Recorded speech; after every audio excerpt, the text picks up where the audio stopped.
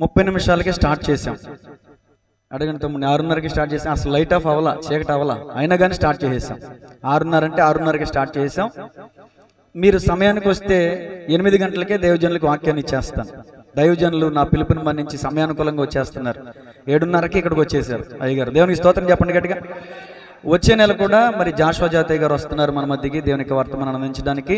ఎవరు ఆలస్యం చేయొద్దు. పాటలు పాడాలని ఆసక్తి కలిగిన వారు 6:30కే వచ్చారు.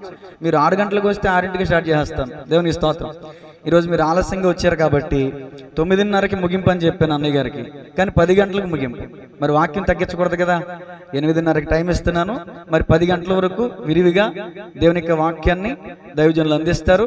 దైవజనులు అప్పటి నుంచి పరిచయం అంటే ఇదిగో నేను ఇంతప్పటి నుంచి నాకు పరిచయం. దైవజనులు కీబోర్డ్ ప్లేయర్గా నాకు తెలుసు. తదుపరి దైవజనులుగా చక్కని సంఘాలు కడుతూ బహుబలంగా దేవుని హస్తాల్లో బలంగా వాడబడుతున్నటువంటి దైవజనులు అనేక ప్రయాణాలు చేస్తూ ఉంటారు. ఇంకెవరు మాట్లాడకూడదండి. మరి పిలుపుని మన్నించి వెంటనే మనకి మన స్థలానికి రావడానికి డేట్ ఇచ్చినందుకు సంఘం తరపున దైవజనులకు హృదయపూర్వక వందనాలు తెలియజేస్తున్నాను. చాలా ఒక కుటుంబంలాగా నేను సేవకు వచ్చినటువంటి ప్రారంభ దినాల్లో నాకు చక్కని అనుభవాలు చెప్పినటువంటి ఇప్పుడు బ్రదర్ అనకూడదు, దైవజనులే, అభిషేక్తులు దైవజనులు ఆ సమయంలో నన్ను చాలా బలపరిచారు, చాలా ప్రోత్సహించారు. నన్ను అనేక జ్ఞాపకం తెలియదు కానీ ఇప్పటికీ నాకు జ్ఞాపకమే. మంచి సాక్ష్యం దైవజనులే మాట్లాడతారు. మరి ఒకసారి చెప్తున్నాను, మరలా వచ్చే నెల 6:30 స్టార్ట్ చేయబడుతుంది. పదే చెప్తున్నాను అనుకోవద్దు, సమయాన్ని పాటించాను. స్థానిక బిడ్డలు 8ంటికి వచ్చారు. నేనేం చేయాలి చెప్పండి? అప్పుడు ముందు మనం మాట్లాడినాం అనుకోండి, మన సమయానికి వచ్చాను అనుకో, మనం చూసి అందరూ కూడా సమయానికి వస్తారు కదా. దయచేసి 6:30 వచ్చే ప్రయత్నం చేయండి. అలాగే ప్రతి నెల ఈ 2వ మంగళవారం ఆశీర్వాదకుడికి ఏర్పాటు చేయడానికి ప్రత్యక్షంగా దేవుని కృప కారణమైతే మరి సంఘం కూడా మరొక కారణం అని చెప్పాలి. ప్రతి నెల చెప్తున్నాను, ఈ పూట మరి ఈసారి కూడా చెప్తున్నాను. ఎందుకంటే సంఘ సహకారం లేనిదే నేనేమీ చేయలేను. ఇంచుమించు కొన్ని వేల రూపాయలు ఖర్చు అవుతుంది. దీనిలో సగభాగం వాస్తవానికి భోజనాల ఖర్చు ఒక ఫ్యామిలీ ఏర్పాటు చేసుకుంటారు. నేను వాళ్ళని పెట్టమని కూడా బలవంతం చేయలే. అసలు ఈ మధ్యకాలంలో మరి పౌలరాజు గారి కుటుంబానికి అయితే చాలా ఇబ్బంది, ఆటంకాలు, కొంచెం ఆర్థికపరమైన ఇబ్బందులతో ఉన్నారు. మరి ఆగుతారంటే అబ్బే జరిగేది జరగాల్సిందే, ఆగేది లేదన్నారు.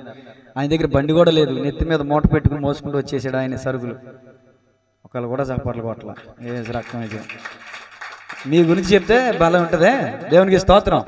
కాబట్టి దైవజనులు ఇప్పుడు ఆయా సంఘాల నుంచి కొంతమంది విశ్వాసులు వచ్చారు. నేను చెప్పేది ఏంటంటే మిమ్మల్ని ఏదో ఆకట్టుకోవాలని కాదు, మీరు కూడా వాక్యం విని బలపడి మీ సంఘాల్లో మీరు దేవునికి మహిమకరంగా వాడబడాలనేది మా కోరిక. మరి మీ సంఘానికి వెళ్తున్న మీ దైవజనులు కూడా ఇలాంటి కార్యక్రమాలు ఏర్పాటు చేయాలంటే మీరు గుప్పులు విప్పాలిగా. దేవునికి స్తోత్రం.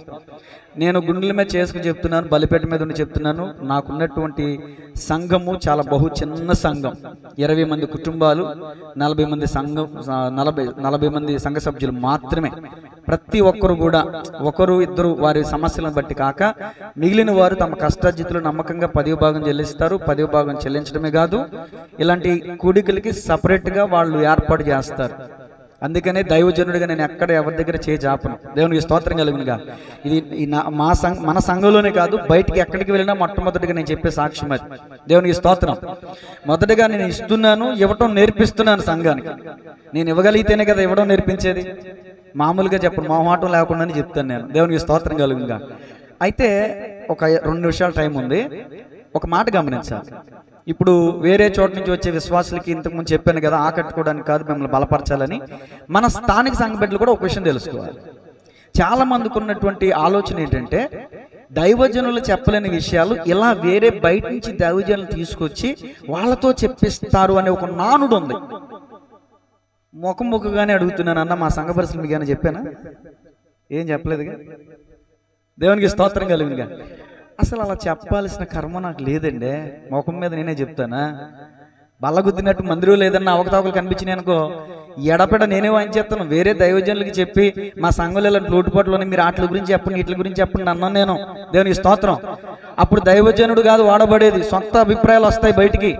నా ఆశ ఒకటే, ప్రభు నరపుత్రుడా నువ్వు నిలబడి మాట్లాడేది నేను మా సంఘానికి అవసరమైన కావలసిన ఆహారాన్ని మీరు అందింపచేయని ప్రభు అని ప్రార్థన చేస్తానే తప్ప దైవజనులకు ఫోన్లు చేసి మా సంఘంలో ఇలాంటి పరిస్థితులు ఉన్నాయని ఏ దైవజనుడికి నేను చెప్పలేదు, చెప్పను. మీకు అలాంటి ఆలోచన ఉంటే తీసేసుకుని వాక్యం వినండి. దేవునికి స్తోత్రం. కొన్నిసార్లు ఎలా ఉంటుందంటే సంఘంలో ఏదైనా గొడవ జరిగింది అనుకోండి, ఆ గొడవ వచ్చిన దైవజనుడికి తెలియదు. మ్యాటర్ ఏంటంటే ప్రతి సంఘంలో ఉండే పరిస్థితులు అవి. ఆయన ఏదో దేవుడు ప్రేరేపించి మాట్లాడతారు. ఆ గొడవ గురించి నేను చెప్పించినట్టు మాట్లాడతారు. అప్పుడు ఖచ్చితంగా మీరేమనుకుంటారు, ఇంకేముంది అయ్యగారు ఆల్రెడీ చెప్పేశాడు, అందుకని అయ్యగారు ఇవి కావాలనే మనల్ని దయచేసి ఇలాంటి అనుమానాలు అపోహలు తీసేసుకుని దేవుడు నాతో మాట్లాడుతున్నారు అని శ్రద్ధాశక్తి కలిగి భయభక్తులు కలిగి ఏమండి వాక్యాన్ని వినండి. వినే ముందు ఒక చిన్న రిక్వెస్ట్ ఏంటంటే, ఇంకొక నిమిషం ఉంది. దైవజనులు విజయకుమారయ్య గారు అసలు ఆరాధన నడిపించారు, మీకు తెలుసు కదా. చాలా బాధగా ఉంది నాకు. ఆదివారం మేమిద్దరం కలిసే అక్కడ చక్కగా దేవుని మహింపరిచాం. అన్నయ్య కూడా గృహ కొడుకుంది, త్వరగా ముగించుకుని వచ్చేస్తానన్నారు. కానీ ఈరోజు ఉదయం వాకింగ్ చేస్తూ కుప్పకూలిపోతే హార్ట్ స్ట్రోక్ వచ్చింది. ఆల్రెడీ స్టంట్ వేశారు. ఇప్పుడు ఏదో అంటారు కదండి, అది టెస్ట్, ఇంగ్లీష్ నాకు 4 తిరగట్లేదు అన్నమాట. ఇంజోగ్రామ్ ఏదో అంటారు కదా, ఇంజోగ్రామ్ అలా అందించున్నాము. దేవునికి స్తోత్రం. అది ఇప్పుడు చేస్తున్నారు. మంచి నార్మల్ రిపోర్ట్ రావాలని ప్రార్థించండి. ఏమైనా సజీవంగా దీర్ఘాయువు కలిగి ఆరోగ్యవంతంగా దైవజనులు మన గ్రామానికి వచ్చి మరలా బలంగా ఆయన వాడబడాలని ప్రార్థన చేద్దాం. అందరూ తలలు వంచండి, కనులు మూయండి.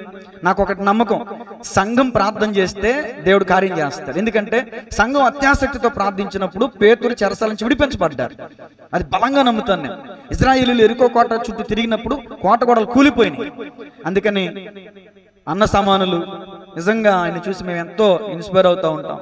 దైవజనులు, మా తోటి దైవజనులు, మా జత పని వారు ఈ రోజున ఈ స్థలంలో నిలబడి ఉండాల్సిన వ్యక్తి హాస్పిటల్లో ఐసీయూలో ఉన్నారంటే చాలా బాధగా ఉందండి.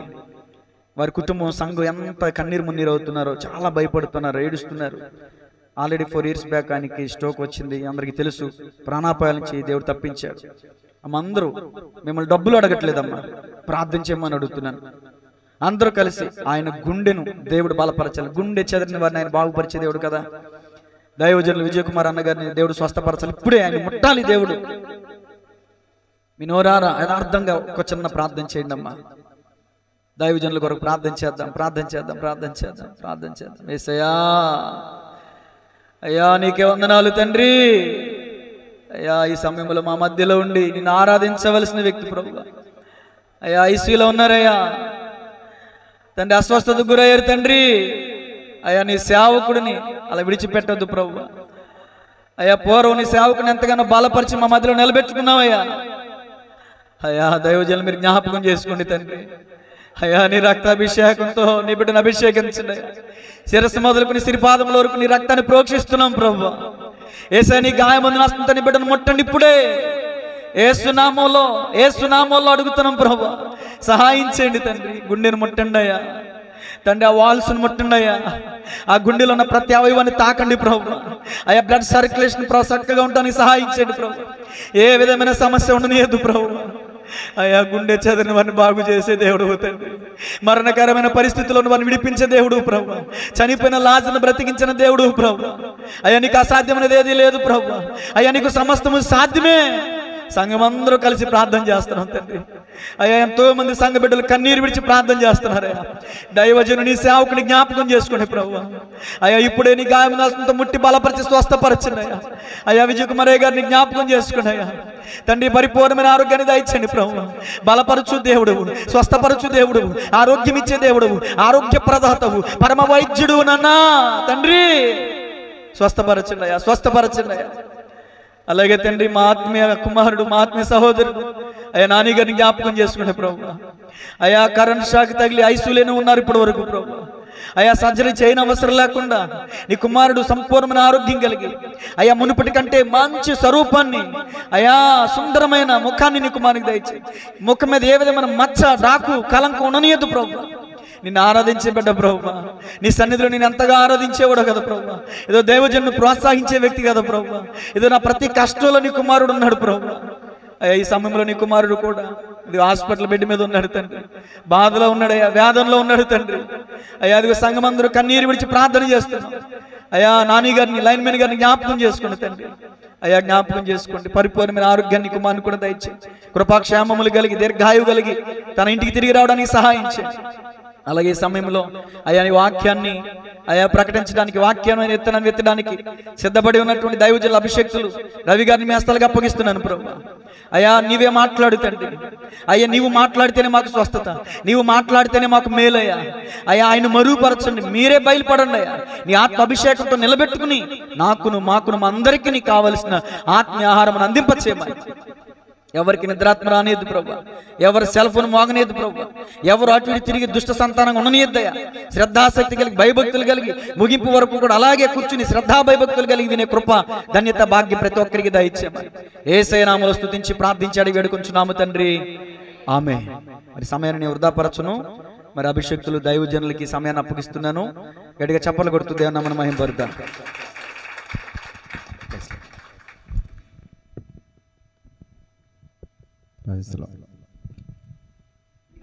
పరిశుద్ధ గ్రంథం నుండి ప్రకటన గ్రంథం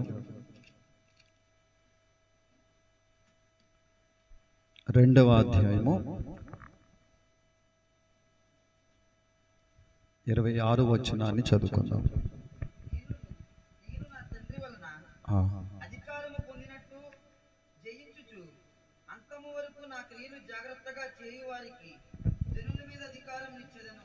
చాలండి, చిన్న ప్రార్థన చేద్దాం. అందరూ చదవబడిన లేఖనం మీద చేయించి ఒక ప్రార్థన.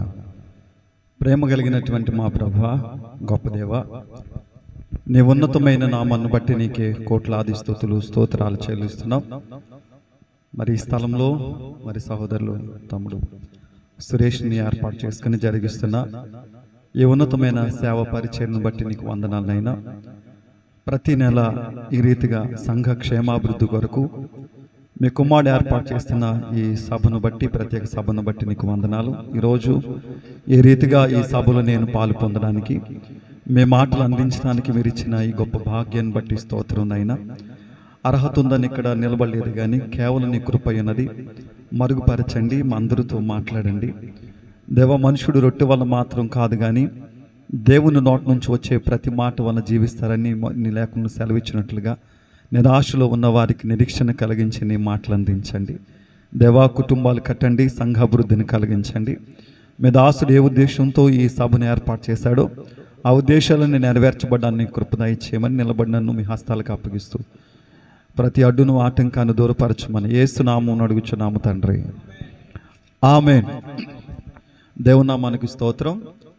అలాగే మరి నన్ను ఈ స్థలానికి పిలిచి చక్కని అవకాశం కల్పించినటువంటి తమ్ముడు సురేష్ని బట్టి మరి ఇది చాలా సంతోషం. ఎందుకంటే చిన్నతనం నుండి నాకు తెలుసు, కానీ ఈరోజు ఇంతగా ఆయన పరిచయంలో వాడబడే పాత్రగా చాలా చోట్ల వాక్యం చెప్పడానికి వెళుతున్నప్పుడు నేను విన్నప్పుడు చాలా సంతోషించాను. మరి తమ్ముడిని బట్టి ఎంతగానో స్తుతిస్తూ చెల్లమ్మకి వారికి వందనాలు తెలియజేస్తున్నాం. అలాగే మరి చాలా కాలం తర్వాత లూది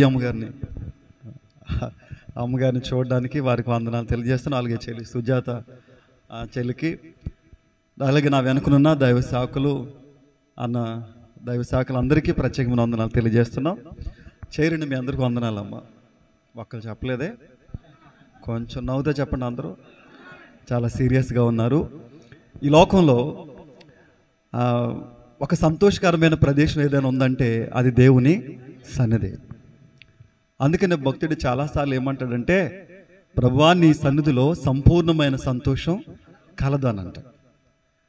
ఎవరి బాధలు ఉన్నాయి కానీ అన్నీ మర్చిపోయి సంతోషం ఉండే ప్రదేశం దేవుని సన్నిధి. కాబట్టి దేవుని సన్నిధిలో ఆనందిద్దాం. ఎక్కువగా కాకుండా కొద్ది నిమిషాలు దేవుని యొక్క మాటలు ధ్యానించాలి. ఈరోజు మనం చదివిన లేఖన భాగం ప్రకటన గ్రంథం. పరిశుద్ధ గ్రంథంలో ప్రకటన గ్రంథానికి చాలా ప్రత్యేకత ఉంటుంది. 66 పుస్తకాలు కలిగినటువంటి ఈ గ్రంథంలో ప్రకటన గ్రంథం ఆఖరి పుస్తకం. ఈ ప్రకటన గ్రంథంలో మనం చదివిన లేఖను తుయితైరా అనబడుతున్నటువంటి ఒక పట్టణాన్ని గురించి ప్రభు రాసినటువంటి లేఖది. తుయితైరాలో ఉన్నటువంటి సంఘానికి ప్రభు చెప్పినటువంటి మాటలు ఈరోజు మనం చదువుకున్నాం. ఏంటి ఆ పట్టణం అని అంటే, పూర్వకాలంలో తుయితైరా అనబడుతున్నటువంటి ఒక పట్టణం ఉంది.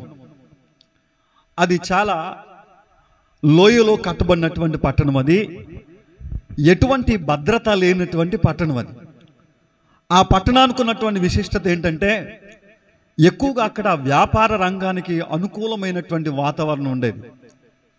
ఆ దినాల్లో వస్త్రాలు తయారు చేసే కంపెనీలు, లోహపు పనిముట్లు తయారు చేసే కంపెనీలు, చెప్పులు తయారు చేసే కంపెనీలు, ఇలా చాలా ప్రతిదానికి ఆ వ్యాపారానికి ఒక ప్రసిద్ధిగాంచిన పట్టణమే తుయితైరా అనబడుతున్నటువంటి పట్టణం అది. అందుకని ఆయా ప్రాంతాలు ఎక్కువ శాతము అక్కడ వ్యాపారం చేసే వాళ్ళందరూ ఆ ప్రాంతం నుండే వస్తువులు తీసుకుని వెళ్ళి ఆ ప్రాంతాలు అమ్మేవారు. అందులో మనకి బాగా తెలిసిన ఆమె లూదియా అనబడుతున్నట్టు ఆమె, ఈ పట్టణానికి చెందినటువంటి ఆమె. అయితే ప్రియబిడ్లారా, ఈ పట్టణంలో ఉన్నటువంటి ఒక ప్రత్యేకత ఏంటంటే ఆ వ్యాపారాలు చేస్తున్నటువంటి ప్రతి కంపెనీకి కూడా ఒక ఆరాధ్య దేవత ఉంటుంది, ఒక యూనియన్ ఉంటుంది. ఎవరైనా ఏదైనా జాబులో జాయిన్ అవ్వాలంటే మొట్టమొదటిగా అతను యూనియన్లో జాయిన్ అవ్వాలి. ఆ యూనియన్లో జాయిన్ అయిన తర్వాత వాళ్ళందరూ కలిసి ప్రతి సంవత్సరం ఏర్పాటు చేసేటువంటి ఆ ఆరాధ్య దేవతకు సంబంధించినటువంటి ఒక వేడుక ఉంటుంది. చాలా భయంకరమైనటువంటి వేడుకలు అన్నమాట అవి. అందులో పాలు పొందాలి, అక్కడ వారు అర్పించేటువంటి బలుల ద్వారా ఇచ్చేటువంటి ఆహారాన్ని వాళ్ళు భుజించాలి. చాలా ఇష్టారాజ్యంగా ఉంటుందన్నమాట. పాపానికి ఒక ప్రత్యేకత కలిగినటువంటి ఆ పట్టణం. అటువంటి భయంకరమైన ఆ పట్టణంలోనికి దేవుని సువార్త వెళ్ళింది, దేవుని వాక్యం అందించారు. అనేక మంది ప్రభు కోసం నిలబడ్డారు. ప్రభు కోసం నిలబడడం అని అంటే ప్రియబిడ్లారా, ఈ రోజుల్లో ఏంటంటే దేవుని దగ్గరకు వచ్చాము అని అంటే, దేవుని దగ్గరకు వచ్చామంటే ఒక ఆవిడ అంటుంది, ఏమో మొన్న ప్రార్థనకి రాలేదంటే మాకేం అనిపించలేదండి అంటుంది. ఒక వారం వచ్చింది చర్చికి, ఒక వారానికి ఆవిడకి ఏమనిపించాలి? ఏదో అనిపించాలి, మాకేం అనిపించలేదు అంటుంది. కానీ పూర్వము దేవుని దగ్గరకు వచ్చినటువంటి ప్రజలందరూ కూడా దేవుడు మాకేం చేశాడు అని ఆలోచన చేసే కంటే దేవుని కోసం వారు ఉద్యోగాలు పోగొట్టుకున్నారు ఆ రోజుల్లో. హల్లెలూయా చెప్పండి గట్టిగా.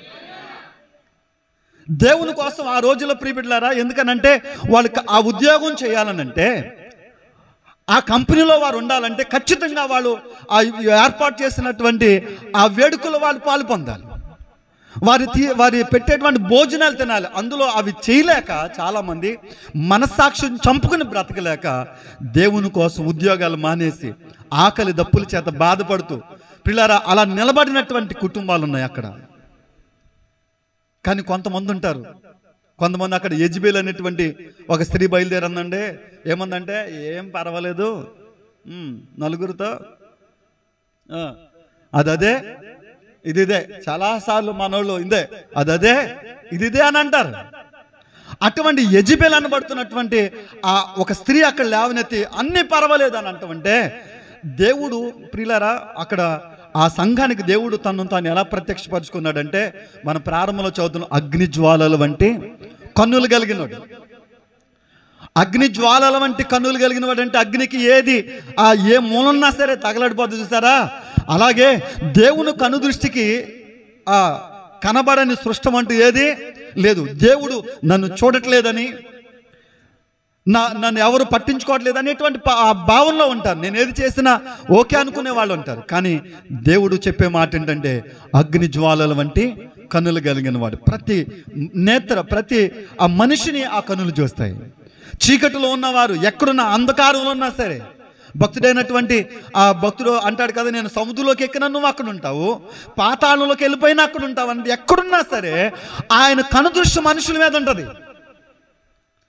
అయితే చాలామంది అక్కడ ఉన్నటువంటి వారు పర్వాలేదని కాంప్రమైజ్ అయిపోయిన వాళ్ళు ఉన్నారు, అటు ఇటు కాని వాళ్ళు ఉన్నారు. కానీ కొంతమంది అయితే దేవుని కోసం నిలబడి ఉద్యోగాలు పోగొట్టుకుని సమాజంలో విలువ లేకుండా బాధపడుతున్నటువంటి వారు ఉన్నారు. అయితే దేవుడు వారిని బలపరచడానికి రాసిన ఉత్తరమే ఈరోజు మనం చదివినటువంటి ఆ ఉత్తరం.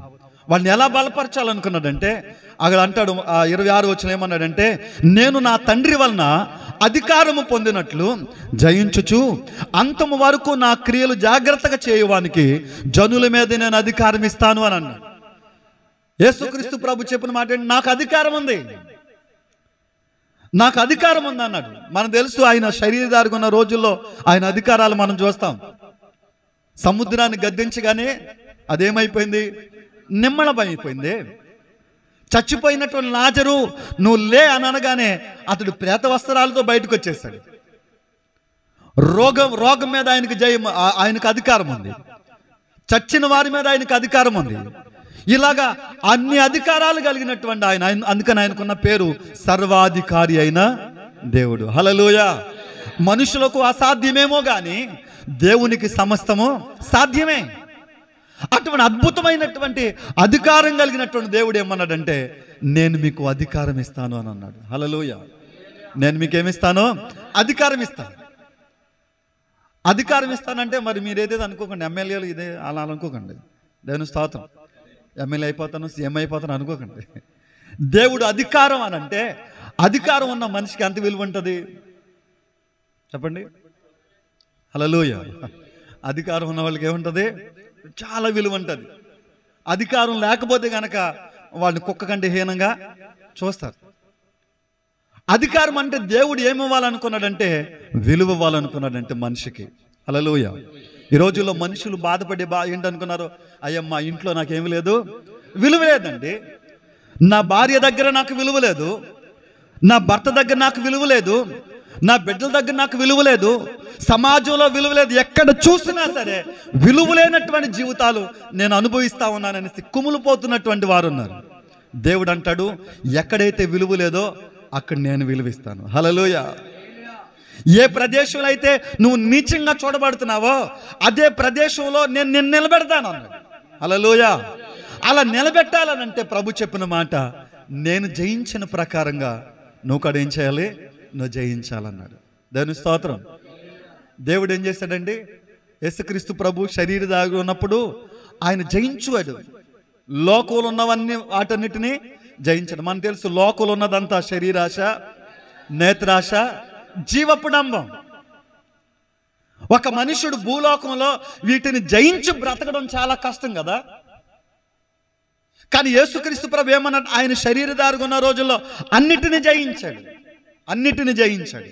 నేను జయించాను కాబట్టి మీరు కూడా ఏం చేయాలి? జయించాలన్నాడు. కానీ జయిస్తున్నారా అంటే ప్రతిసారి ఓడిపోతున్నారు. ఉదయం లేచిన కానీ అబద్ధం ఆడకూడదు అనుకుంటూ ఆడుతూ ఉంటారు. తప్పు చేయకూడదు అనుకుంటూ చేసేస్తున్నారు. సినిమా చూడకూడదు అనుకుంటూ, అంటే మనుషుడు ఏది చేయకూడదు అనుకుంటున్నా అది చేసేస్తా ఉన్నాడు. ఎక్కడికి వెళ్ళకూడదు అనుకుంటున్నాడో అదే ప్రదర్శనకి వెళ్ళిపోతా ఉన్నాడు. అంటే టోటల్గా ఉదయం లేచిన దగ్గర నుండి ప్రతి మనిషి ఏమైపోతున్నాడంటే ఓడిపోతా ఉన్నాడు. పాపం విషయంలో ఓడిపోతూ ఉన్నాడు. కానీ దేవుడు ఏమన్నాడంటే, నువ్వు జయించగలగాలి. నీ మీద ఏలుబడి చేస్తున్నటువంటి పాపాన్ని, అబద్ధాన్ని, మోసాన్ని నువ్వు ఎప్పుడైతే జయించగలుగుతావో, నువ్వు ఎక్కడైతే ఏదైతే కోల్పోయావో దానికి రెట్టింపు ఆశీర్వాదాన్ని నేను ఇస్తానన్నాడు. హల్లెలూయా. ప్రియబిడ్డలారా, వాస్తవానికైతే మన సొంత ప్రయత్నాల ద్వారా మనం వాటిని జయించలేం. మనం సొంత ప్రయత్నాల ద్వారా వేటిని మనం జయించలేమండి.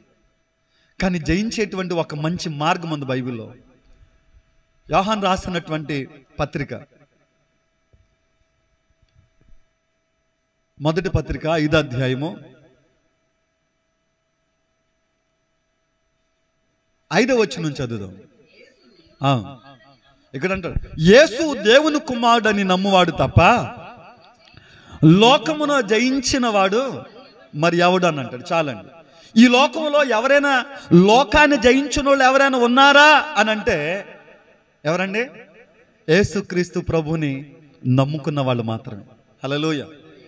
నమ్ముకున్న వాళ్ళు మాత్రమే. నేను మొన్న ఆ మధ్యలో ఒక ఆయన సాక్ష్యం విన్నాను. ఆయన ఒక కామట్ల కుటుంబానికి చెందినటువంటి ఆయన సాక్ష్యం చెప్పింది ఏంటంటే, అతనికి చాలా విపరీతమైన కోపం అన్నమాట. ఎంత కోపం అంటే, ఆ కోపంలో ఒకసారి వాళ్ళ తండ్రినే చంపేశాడండి. వాళ్ళ నాన్నే వాళ్ళ తండ్రినే చంపేశాడు. పిచ్చ కోపం అన్నమాట. చంపితే అతను జైల్లోకి వెళ్ళాడు. రాజమండ్రి సెంట్రల్ జైల్లోకి వెళితే, ఆ సెంట్రల్ జైల్లో అందరూ అక్కడ ప్రతి ఆదివారం ఒక ఆరాధన జరుగుతుందంట. ఆచార్య థామస్ గారు అని ఒక ఆయన పాస్టర్ గారు అక్కడ ఉన్నారు, సెంట్రల్ జైలు పాస్టర్ గారు. అక్కడ ఆరాధన జరిపిస్తూ ఉంటాడు. ఇతడు ఎప్పుడు వెళ్ళేవాడు అంటే కాదు, కానీ చాలా ఒంటరిగా ఉండేవాడు. కానీ ఒకనొక రోజున అతనికి అనుకోకుండా పరిశుద్ధ గ్రంథం దొరకడం, దేవుని మాటలు అతను వినడం జరిగింది. అప్పుడు వెళ్ళి అడిగాడంట, అయ్యారు నా తండ్రిని చంపిన దుర్మార్గుడు అండి, దేవుడు నన్ను క్షమిస్తాడా అని అడిగాడు. ఎందుకు క్షమించడయ్యా? ఇంతకంటే ఘోరమైనటువంటి వారిని దేవుడు మన్నించాడు. నువ్వు నిజంగా దేవుని దగ్గర పశ్చాత్తాపడగలిగితే దేవుడు నిన్ను పరిశుద్ధుడిగా మారుస్తానన్నాడు. అప్పుడు అతను ఏడవడం మొదలు పెట్టాడు, దేవుని సందులో ప్రార్థన చేయడం ప్రారంభించాడు. పూర్తిగా ప్రియులారా, ఆ దేవుని సందులో తనలో ఉన్నటువంటి అహం, తనలో ఉన్నటువంటి కోపం, ద్వేషాలు అన్నీ ఆ రోజున దేవుని పాదాల దగ్గర విడిచిపెట్టాడు. ఒకప్పుడు ఎంత అహంకారం, డబ్బు ఉందనే గర్వం, రకరకాల పరిస్థితులు ఉన్నటువంటి వ్యక్తి ఎలా మారిపోయాడంటే ఒక సాధువులాగా మారిపోయాడు. ఒక సాధువులాగా మారిపోతే అతను మంచి ప్రవర్తన చేసి ముందే రిలీజ్ చేసేసారంట జైల్లో నుంచి. హల్లెలూయా. అలా రిలీజ్ చేసేస్తే అతడు వచ్చి, అతనికి ఏర్లులోనే ఒక జ్యువెలరీ షాప్ ఉంది. ఆ జ్యువెలరీ షాపులో ఎదర వ్యాపారం జరుగుతుంటుంది, వెనకాల ప్రార్థన జరుగుతూ ఉంటుంది. అతడు చెప్పింది ఒకటే, ఒకప్పుడు కోపిష్టి అయినటువంటి నన్ను, నరహంతకుడైనటువంటి నన్ను దేవుడు పరిశుద్ధుడిగా మార్చేశాడు. హల్లెలూయా. అంత కోపిష్టోడు ఎలా మారిపోయాడు? ఎలా మారిపోయాడండి? సాధువుగా మారిపోయాడు. ఇది ఎలా సాధ్యం? లోకంలో ఎక్కడైనా వినగలిగాం అటువంటి ఒక కోపిష్టోడు సాధువుగా మార్చబడి? కేవలం ఎలా జరుగుతుందంటే, యేసుక్రీస్తు ప్రభువుని ఎవరైతే నమ్ముతారో వారిని దేవుడు ఎలా మార్చేస్తాడంటే ఒక పరిశుద్ధుడిగా మారుస్తాడు. ప్రియులారా, ఎప్పుడు జయించలేక కోపపడి ఆ కోపంలో హత్యలు చేసి కోపపడుతూ పాపం చేస్తూ మ్రగ్గిపోతున్నటువంటి ఆ భయంకరమైన వ్యక్తిని దేవుడు ఎలా మార్చాడంటే చెప్పండి, ఒక సాధువుగా మార్చేశాడండి. నేనంటాను, లోకంలో నీకు నువ్వుగా ప్రయత్నం చేస్తే మారలేవు, కానీ దేవుని దగ్గరికి వచ్చి ఆయన ఎదుట నీ పాపాలు ఒప్పుకొని ఆయనను పరిపూర్ణంగా నువ్వు నమ్మగలిగితే దేవుడు అద్భుతమైన రీతిలో దేవుడు నీ పట్ల అద్భుతమైన కార్యాన్ని చేసి విలువ లేని చోట్ల దేవుడిని ఏం చేస్తాడు? విలువనిస్తాడు. దేవుని స్తోత్రం. హల్లెలూయా. ఎందుకంటే ప్రియులారా, ఎందుకు దేవుణ్ణి నమ్మాలి అని అంటే ఆయన లాంటి దేవుడు ఈ లోకంలో ఇంకెక్కడా లేడండి. ఆయన లాంటి దేవుడు ఎక్కడా లేడండి. ఆయనలా క్షమించేవారు కానీ, ఆయనలాగా ప్రేమించేవారు కానీ ఈ లోకంలో ఎవరో లేరు. అందుకనే భక్తుడైనటువంటి పౌలు గారు ఒక మాట అంటాడు, కొరింథీయులకు రాసినటువంటి మొదటి పత్రిక 1వ అధ్యాయము 9వ వచనం చదవండి ఒకసారి.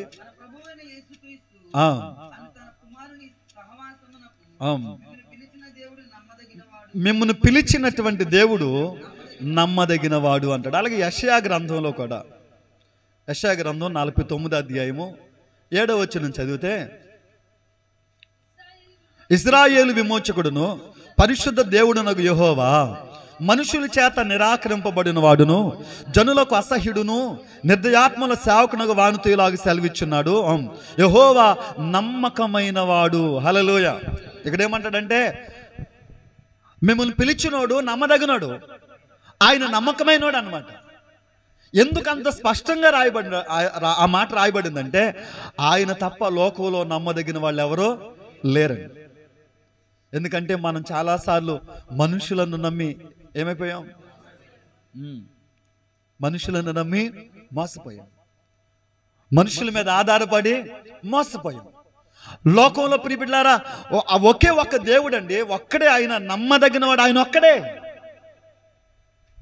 మనం చాలాసార్లు పరిశుద్ధ గ్రంథంలో మనం చాలా వ్యక్తులను మనం చూస్తే కనుక యోసేపు గారిని మనం చూస్తాం. ఏమైపోయారు చెప్పండి? సొంత అన్నలే. మరి ఎప్పుడు ఏం చెప్పాడు అక్కడ? అతని జీవితంలో జరిగిన సందర్భాన్ని మనం ఒకసారి చూస్తే, యాకోబుకు 12 మంది సంతానం కదా. ఆ 12 మంది సంతానంలో 11వ వాడైనటువంటి యోసేపు అంటే వాళ్ళ నాన్నగారికి చాలా ఇష్టం.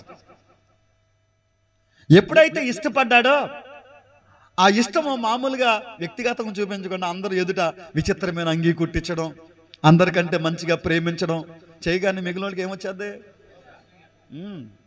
పిల్లల్లో అసూయ ద్వేషాలు తల్లిదండ్రులు రేపేస్తారండి. ఒకసారి 2 పిల్లలు ఉన్నారని 2 ఒకలా చూడరు, ఒకళ్ళని ఒకలా చూస్తే రెండో వాడికి ఏమొచ్చేస్తుంది? ఇప్పుడు వాస్తవానికి యోసేపు అన్నలు మంచోళ్ళే కానీ యోసేపు మీద అంత అసూయ రావడానికి గల కారణం ఏంటంటే వాళ్ళ నాన్నగారు అందరికంటే ఎక్కువగా అతన్ని ప్రేమించడం. ఇంకొకటి అతడు చేసింది ఏంటంటే, ఒక కళ అయింది. బాబు కళ అయితే దాచుకోవచ్చు కదా. ఏమా కళ దాచుకోకుండా చెప్పాడు ఏమని, ఇదిగో అన్నయ్య నాకు కళ అయింది అన్నాడు. ఏంట్రా కళ అంటే, నా పనేమో నిలబడి ఉంది, మీ పనులన్నీ నాకు నమస్కారం చేతను అంతే. ఇంకా అప్పుడు వరకు అసూయ పడ్డారు కానీ అప్పటి నుంచి పగబట్టేశారంట. అందుకని మంచి మంచి కళ్ళ ఎవరికి చెప్పకుండా అమ్మా, దేవుని స్తోత్రం. ఇదో బాధ. ఎందుకంటే ఏదన్నా కళ ఏదైనా చెప్పామనుకో, ఏదైనా మంచిది చేయాలని ఒక ఆలోచన వస్తే కళను పాడు చేసే వాళ్ళు ఎక్కువైపోతారు మనల్ని. హల్లెలూయా. ఒక మనిషి జీవితంలో కొన్ని కళలు ఉంటాయి, ఇలా చేస్తే బాగుంటుందని ఎవరికైనా చెప్పామా ముందు చేసేస్తున్నాడు, అది బాధ. హల్లెలూయా. అందుకని కొన్ని కళలు కొన్ని సంగతులు ఇతరులకు చెప్దామంటే ఈ రోజున ఆ నమ్మకమైన వాళ్ళు లేరండి. అది మీరు చూడండి, మనసులో ఉన్నది పంచుకోవడానికి, మనసులో ఉన్నది చెప్పుకోవడానికి ఈ రోజున ఎవరైనా ఉన్నారండి?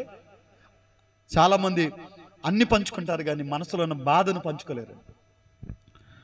అందుకని నమ్మదగిన వాళ్ళు ఎవరు లేరు. పోనీ ఎవరికైనా చెప్దామని అంటే కనుక వింటాడు, బాగానే ఉంటాడు, విన్నట్టు వినేసి ఇదంతా తీసుకెళ్ళి బయట వాళ్ళకి చెప్పేస్తూ ఉంటాడు. హల్లెలూయా. అందుకని నమ్మకమైనటువంటి వాడండి దేవుడు. యోసేపు నమ్మడు. వాళ్ళ అన్నదమ్ములు ఎక్కడో అక్కడ గొర్రెలు కాస్తున్నారంటే చూడడానికి వెళితే కనీసం సొంత తమ్ముడని కూడా చూడకుండా వాళ్ళకున్న అసూయను బట్టి, కోపాన్ని బట్టి యోసేపుని ఏం చేశారండి? కొట్టి అమ్మేశారు. మిద్యానీలకు అమ్మేశారు. అతను తీసుకుని వెళ్ళి ఐగుప్తుడికి అమ్మేశాడు. ఇలాగ అతని జీవితం, అతడు ఎంతో ఒక మంచి కలగంటే ఆ కళను పాడు చేయాలనుకున్నారండి ఎవరో? సొంత అన్నదమ్ములే. సొంత అన్నదమ్ములే అతను అనుకున్న కళను, అతని విజన్ పాడు చేయాలనుకున్నారు. కానీ దేవుడు నమ్మదగినాడు. మనుషులు ద్వేషించినా కానీ యోసేపు ఎక్కడికి వెళితే అక్కడికి వెళ్ళిపోయాడు అంటున్న దేవుడా. హల్లెలూయా. పోతీఫర్ ఇంట్లోకి వెళ్ళిపోయాడు. చెయ్యని నేరం అక్కడ అతని మీద మోపితే జైలుకి వెళ్ళిపోయాడు. బైబిల్లో మనం చూస్తాం, జైలుకి వెళ్ళిపోయినా సరే దేవుడు అక్కడ ఉన్నాడట. అతడు ఎక్కడ అడుగు పెడితే అక్కడ మనుషులందరూ విడిచిపెట్టేశారు కానీ దేవుడు మాత్రం విడిచిపెట్టలేదు. ఒకప్పుడు అనుకున్నవాడు, నాకేంటి మా అన్నయ్యలు ఉన్నారో, నాకేంటి మా నాన్న ఉన్నాడో అని అనుకునేవాడు. ప్రియులారా, నానుకున్న వాళ్ళే అతను మోసం చేస్తే, నానుకున్న వాళ్ళే అతన్ని నిర్దాక్షిణ్యంగా అమ్మేస్తే, కానీ నమ్ముకున్న దేవుడు మాత్రము అతన్ని విడిచిపెట్టలేదు. హల్లెలూయా. అతను విడిచిపెట్టలా. ఏ కళ అయితే కన్నాడో అది జరిగే వరకు కూడా దేవుడు అతను విడిచిపెట్టలేదు, లేచి నిలబెట్టాడండి. దేవుని స్తోత్రం. నేను అంటాను, ఒకవేళ మనుషులు మనల్ని ఏదన్నా అని మనం తక్కువ చేసి చూడొచ్చు, కానీ దేవుడు నమ్ముకున్న వాళ్ళు మాత్రమే అన్నాడో విడిచిపెట్టాడు. మీకు ఒక విషయం చెప్తాను. మోషే ఉన్నాడు. మోషే అతనికి ఒక ఆలోచన ఉండేది. అతడు పెరిగింది ఐగుప్తు ఇంట్లో అయినా కానీ తన ప్రజలైనటువంటి ఇశ్రాయేలీలకి ఏదో ఒకటి చేయాలి. వాళ్ళు బాధలో ఉన్నారు, ఎలాగైనా వాళ్ళని విడిపించాలి అని అనుకున్నారు. ఒకరోజు వాళ్ళకి ఏదైనా మేలు చేద్దామని వెళితే ఒక ఐగుప్తీయుడును ఇశ్రాయేలీయుడు దెబ్బలాడుకుంటున్నారు, హెబ్రీలు. అప్పుడు మోషే వెళ్ళి ఆ పక్కోడితో మాట్లాడితే ర్యాష్గా మాట్లాడని ఆడి పక్షంగా ఈతనే ఆడ ఒక గుద్ది చంపేసి ఇసుకలో పాతి పెట్టేశాడు. సరే రెండోసారి అక్కడికి వెళితే ఇద్దరు హెబ్రీలో దెబ్బలాడుకుంటున్నారు. వాళ్ళు గొడవ పడతా ఉంటే అప్పుడు వారిని వారించాడు. వారిని వారిస్తే ఏమన్నాడు తెలుసా? నువ్వేమన్నా పెద్ద అధికారవా మాకు అంటారు కదా, నువ్వు లీడర్వా, నువ్వు చెప్పొచ్చావులే అనేసి వాళ్ళు నిర్దాక్షిణ్యంగా మాట్లాడారండి. మోషే వాళ్ళకి ఏదో మేలు చేయాలనుకున్నాడు. వాళ్ళ పక్షంగా ఏదోటి చేద్దామని అతను వస్తే వాళ్ళు లేనిపోని మాటలని గెంటేశారు అతన్ని. అతను ఏం చేశాడంటే, ఈ విషయము ఫరోకు తెలిసిపోద్దామనేసి భయపడిపోయి ఊరు వదిలిపెట్టి పారిపోయాడు. అతను 40 సంవత్సరాలు అయిపోయింది వెళ్ళిపోయి, మిద్యాన్ దేశం వెళ్ళిపోయి. ఈ సంగతి అందరూ మర్చిపోయారు. మోషే మర్చిపోయాడు, మనుషులు మర్చిపోయారు, అందరూ మర్చిపోయినా కానీ ఎవరు మర్చిపోలేదు. హల్లెలూయా. ఎందుకంటే మోషేలో ఉన్న ఆశ ఏంటో అతనికి తెలుసు. ప్రారంభంలో వాళ్ళ తల్లి పాలిచ్చేటప్పుడు చెప్పేదట, నాయనా మన ప్రజలు చాలా కష్టాల్లో ఉన్నారు, వాళ్ళకి ఏదో ఒకటి చేయాలని అతని తపన అయితే వాళ్ళు ఒప్పుకోల. కానీ 40 సంవత్సరాల తర్వాత దేవుడు వెళ్ళి మోషేతో మాట్లాడతాడు. మోషే, నువ్వు ఆ ప్రజల మధ్యకి వెళ్ళాలన్నాడు. ప్రభు, నా వల్ల అవదు. ఒకప్పుడు వెళ్తే నన్ను ఏమన్నారు, నువ్వు అన్నారు అని అంటే దేవుడు అన్నాడు, నువ్వు కంగారు పడకు, నువ్వు మర్చిపోయేవేమో ఆ మాటగా, నేను మాత్రం మర్చిపోలే, రా అని తీసుకెళ్ళి. బైబిల్లో మనం చదువుతాము, అపోస్తుల కార్యాల గ్రంథం 7వ అధ్యాయము. అపోస్తుల కార్యాల గ్రంథం 7వ అధ్యాయము 35 వచనం చదువు. అధికారిని గాను తీర్పరిని గాను నేను నియమించిన వాడెవడని వారు నిరాకరించిన ఈ మోషేని అతనికి పొదలో కనబడిన దేవదూత ద్వారా దేవుడు అధికారిని గాను విమోచకుని గాను నియమించి పంపించాడట. హల్లెలూయా. చెప్పండి, ఏ మనుషులైతే నువ్వెందుకు పనికి రావరా, నువ్వేం చేస్తావా, నువ్వు అధికారవా అన్న వాళ్ళనే ఏ మనుషులైతే అన్నారు, అదే ప్రజల మధ్యకి దేవుడు అతను ఏం చేశాడండి, తీసుకుని వెళ్ళి అతన్ని అధికారి చేశాడు, అతన్ని గొప్పోడు చేశాడు. ఎందుకనంటే ప్రియులారా, మనుషులు మర్చిపోతారేమో కానీ దేవుడు మాత్రం మర్చిపోడు. హల్లెలూయా. అందుకని ఆయన నమ్మదగినోడు, ఆయన నమ్మదగినోడు. మనుషుల గురించి ఆ ఇర్మియా భక్తుడు ఒక మాట అంటాడు. ఇర్మియా గ్రంథంలో మనకు బాగా తెలిసినటువంటి మాట, 9వ అధ్యాయము 4 వచనం చదవండి ఒకసారి. మీలో ప్రతివాడును తన పొరుగువాని విషయమే జాగ్రత్తగా ఉండవలను. ఏ సహోదరునైనను నమ్మకుడే, నిజముగా ప్రతి సహోదరుడును తంతరగొట్టే సహోదరును కొంపముంచును, ప్రతి పొరుగు వాడును కొండెములాడుట చెప్పుటకు తిరుగులాడుతాడు. ఇక్కడ మనం చదివితే కనుక మీలో ప్రతివాడు కూడా, ప్రతి ఒక్కడ, అందరూనా కొద్ది మందేనా చెప్పండి, ఇక్కడ గట్టి చెప్పండి, అందరూనా కొద్ది మందేనా? అందరూ. ఇక్కడ అనే మాట ఏంటంటే అందరూ కూడా ఎలా ఉండాలంటే తంతరగొట్లు అయిపోయారట. ఇంకోటి అంటే మనుషుల గురించి చాలా జాగ్రత్తగా ఉండాలి. ప్రతి ఒక్కడు తన పొరుగుని ఎప్పుడు ముంచేద్దామా అని అనుకునేవాడు. ఈ రోజున మనుషులు ఎంత స్వార్థపరులైపోతున్నా, ఆడు పోయినా పర్వాలేదు కానీ నేను మాత్రం బాగోవాలనుకునేటువంటి స్వార్థపూరితమైనటువంటి జీవితాలండి. ఇంకా మేకా భక్తుడైతే ఇంకా ఘోరంగా అంటాడు. మేకా గ్రంథం 7వ అధ్యాయము 3వ వచనం చదవండి ఒకసారి.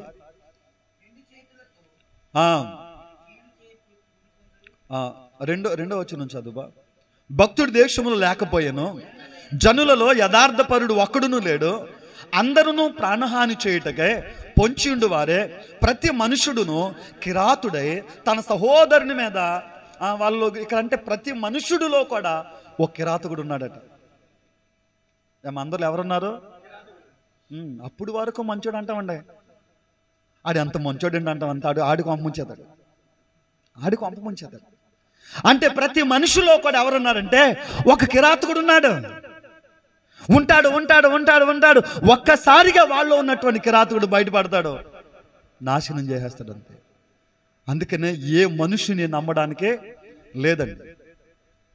వాళ్ళ బిడ్డలైనా ఎవరైనా సరే బైబిల్ చెప్తుంది, నువ్వెవరినైతే ఎక్కువగా నమ్ముతావో వాళ్ళే నిన్ను మోసం చేస్తారు, వాళ్ళే నిన్ను బాధ పెడతారు. అందుకనే ఈ లోకంలో యేసుక్రీస్తు ప్రభుని ఎందుకు నమ్మాలంటే, ఎంత ప్రియులారా, అందరూ మోసం చేసినా కానీ ప్రభు మాత్రం నిన్ను మోసం చేయడు. మనుషులు నమ్మి మోసపోయి ఉన్నారు కానీ యేసు ప్రభు నమ్ముకున్నవాడు మోసపోయినట్టు చరిత్రలో లేదండి. యేసయ్యను నమ్మినటువంటి భక్తులందరూ గొప్పలు అయ్యారు. హల్లెలూయా. యేసు ప్రభు నమ్మినటువంటి వాడు అబ్రహాము దేవుణ్ణి నమ్మాడు, అది అతనికి నీతిగా ఎంచబడింది.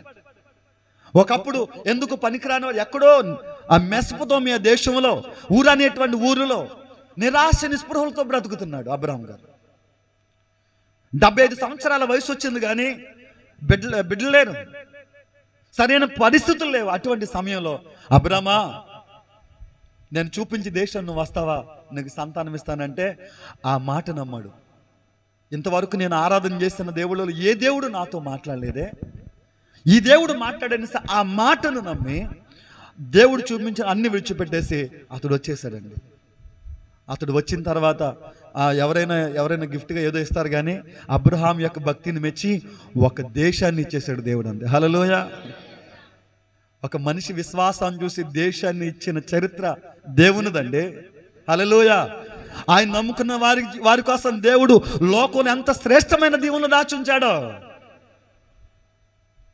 అటువంటి గొప్ప దీవెన అబ్రహాములో కలిగింది. అబ్రహాం గారికి దేవుడు అనుగ్రహించాడు. ఒకప్పుడు నిరాశలో ఉన్నట్టు ఆ వ్యక్తి అనేక మంది నిరాశలో ఉన్న వారిని బలపరిచినట్లుగా పరిశుద్ధ గ్రంథంలో మనం చదువు. అందుకనే ప్రభు నమ్మదగినోడు. హల్లెలూయా. ఆయన దగ్గరికి వచ్చినటువంటి వారందరిని కూడా ఏం చేశాడు? ఆయన బలపరిచాడు. అందుకే అంతే తప్ప ప్రభువును నమ్మండి తప్ప లోకంలో ఎవరినే నమ్మొద్దండి. మనకు బాగా తెలిసిన ఒక పాత పాట మీకు గుర్తు చేస్తాను. జీవితం అంటే మాటలు కాదు చెల్లెమ్మ, ఇవి మనిషి మనిషిని నమ్మే రోజులు కావమ్మా. అందరు కలిసి పాడదాం. జీవితం అంటే మాటలు కాదు చెల్లెమ్మ, ఇవి మనిషి మనిషిని నమ్మే రోజులు కావమ్మా. నమ్ముకున్నాడు యోసేపు, అమ్ముకున్నారు అన్నలు. నమ్ముకున్నాడు ఏసావు, మోసగించాడు యాకోబు. నమ్ముకున్నాడు యోసేపు, అమ్ముకున్నారు అన్నలు. నమ్ముకున్నాడు ఏసావు, మోసగించాడు యాకోబు. ఈ మనుషుల నమ్మే కంటే, ఈ మనుషుల నమ్మే కంటే అన్న యేసునే నమ్ముకో, రాజ్యము నీవే చేరుకో, పరలోక రాజ్యము. జీవితం అంటే మాటలు కాదు చెల్లెమ్మ, ఇవి మనిషి మనిషిని నమ్మే రోజులు కావమ్మా. ఇవి మనిషి మనిషిని నమ్మే రోజులు కావమ్మా. తెస్సలోనికైలకు రాసినటువంటి రెండో పత్రికలో, తెస్సలోనికైలకు రాసిన రెండో పత్రిక 3వ అధ్యాయము 4వ వచనం చదువు. 3వ వచనం చదువు సార్. అయితే అక్కడ అంటాడు, అయితే ప్రభువు నమ్మదగినోడు, ఆయన మిమ్మును స్థిరపరిచి దుష్టత్వములో నుండి మిమ్మల్ని కాపాడును. ప్రభు ఎంత నమ్మదగినోడు అంటే అక్కడ అంటాడు, ప్రభు నమ్మదగినోడు. ఆయన ఎంత నమ్మదగినోడు అంటే నిన్ను స్థిరపరుస్తాడు అని అంటాడు. హల్లెలూయా. నిన్నేం చేస్తాడు? ఆయన స్థిరపరుస్తాడు. సరైన ఉద్యోగం లేక, సరైన వ్యాపారంలో పరిస్థితులు లేక, స్థిరత్వం లేక తిరుగుతున్నటువంటి వాళ్ళ జీవితాలు ఏం చేస్తాడు? ఆయన సెట్ చేస్తాడు. హల్లెలూయా. చాలా మంది జీవితాలు ఆయన సరి చేస్తాడండి, స్థిరపరిచాడు. స్థిరం లేనటువంటి జీవితాలు ఉన్నాయి చాలా మంది. ఈరోజు కూడా వ్యాపారంలో కానీ, పనిలో కానీ, దేంట్లో కానీ ఒక స్థిరత్వం లేదు. అభివృద్ధి అనేది మనం లేనట్టు స్థితిలో మనం చూస్తూ ఉన్నాం. కానీ ప్రభు దగ్గరికి వస్తే, ఆయన ప్రభువుని మనం పరిపూర్ణంగా నమ్మగలిగితే ఆయన ఏం చేస్తాడంటే మిమ్మల్ని స్థిరపరుస్తాడు. ఆయన మిమ్మల్ని స్థిరపరుస్తాడు. ఇంకో మాట ఉంటుంది, కొరింథీయులకు రాసినటువంటి మొదటి పత్రిక 10వ అధ్యాయం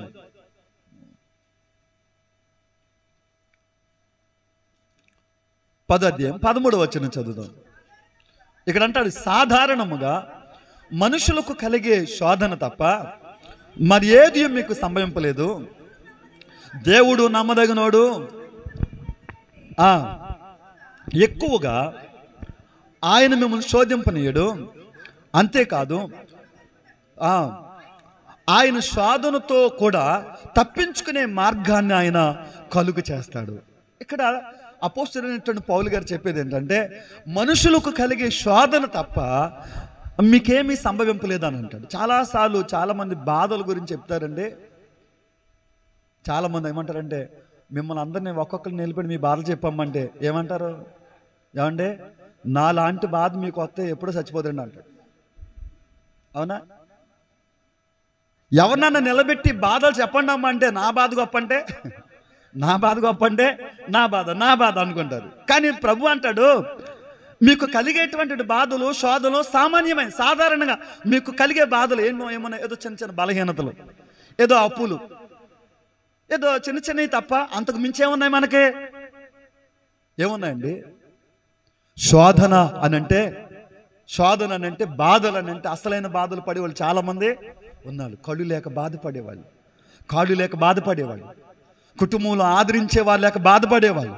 ప్రపంచంలో ఎంతోమంది ఎన్నో భయంకరమైన బాధలు కలిగి ఉన్నారు. కానీ మనం చిన్న చిన్న బాధలకే మనం ఏం చేస్తున్నాం? చెప్పండి, ఏం చేస్తున్నారు చెప్పండి? అయ్య బాబు, ఈ బాధ నేను భరించలేనండి. మేము వచ్చేటప్పుడు ఒకడు ఉరేసుకుంటున్నాడు అక్కడ, కాళ్ళు చేతులు బాగానే ఉన్నాడికి. మరి అందరూ ఇల్లు ఆపారండి.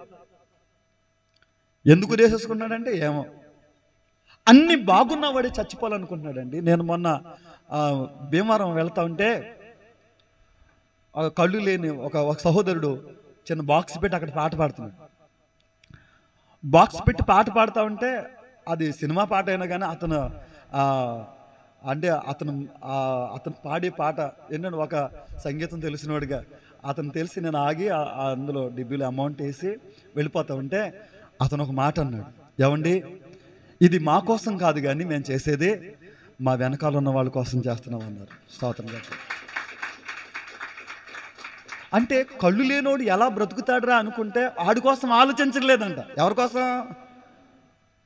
అరే ఏమీ లేనటువంటి వాళ్ళే ఇంకొకళ్ళు బ్రతికించడానికి వాళ్ళు అలా బ్రతుకుతా ఉంటే మనం ఏం చేస్తాం? నేను చచ్చిపోతాను నేను చంపేయాలి అంతే ముందు. ఏంటంటే చిన్న బాధ కలిగితే చాలు నేను చచ్చిపోతాను, చిన్న ఏదైనా శ్రమ వస్తే చాలు నేను చచ్చిపోతాను అనుకుంటున్నావే. కళ్ళు లేక ఎంతోమంది భయంకరమైన పరిస్థితుల్లో ఉండు కూడా వాళ్ళు గుండెను రాయి చేసుకుని అనేక మందిని బ్రతికించడానికి వాళ్ళు ఊరువాడ తిరుగుతా ఉంటే ఒక ట్రస్ట్ కోసం వాళ్ళు పనిచేస్తున్నారు కదా, అనాథుల కోసం వాళ్ళు పనిచేస్తున్నారు కదా. అన్ని బాగుండు కూడా నువ్వేం చేస్తున్నావు చెప్పు ఒకసారి.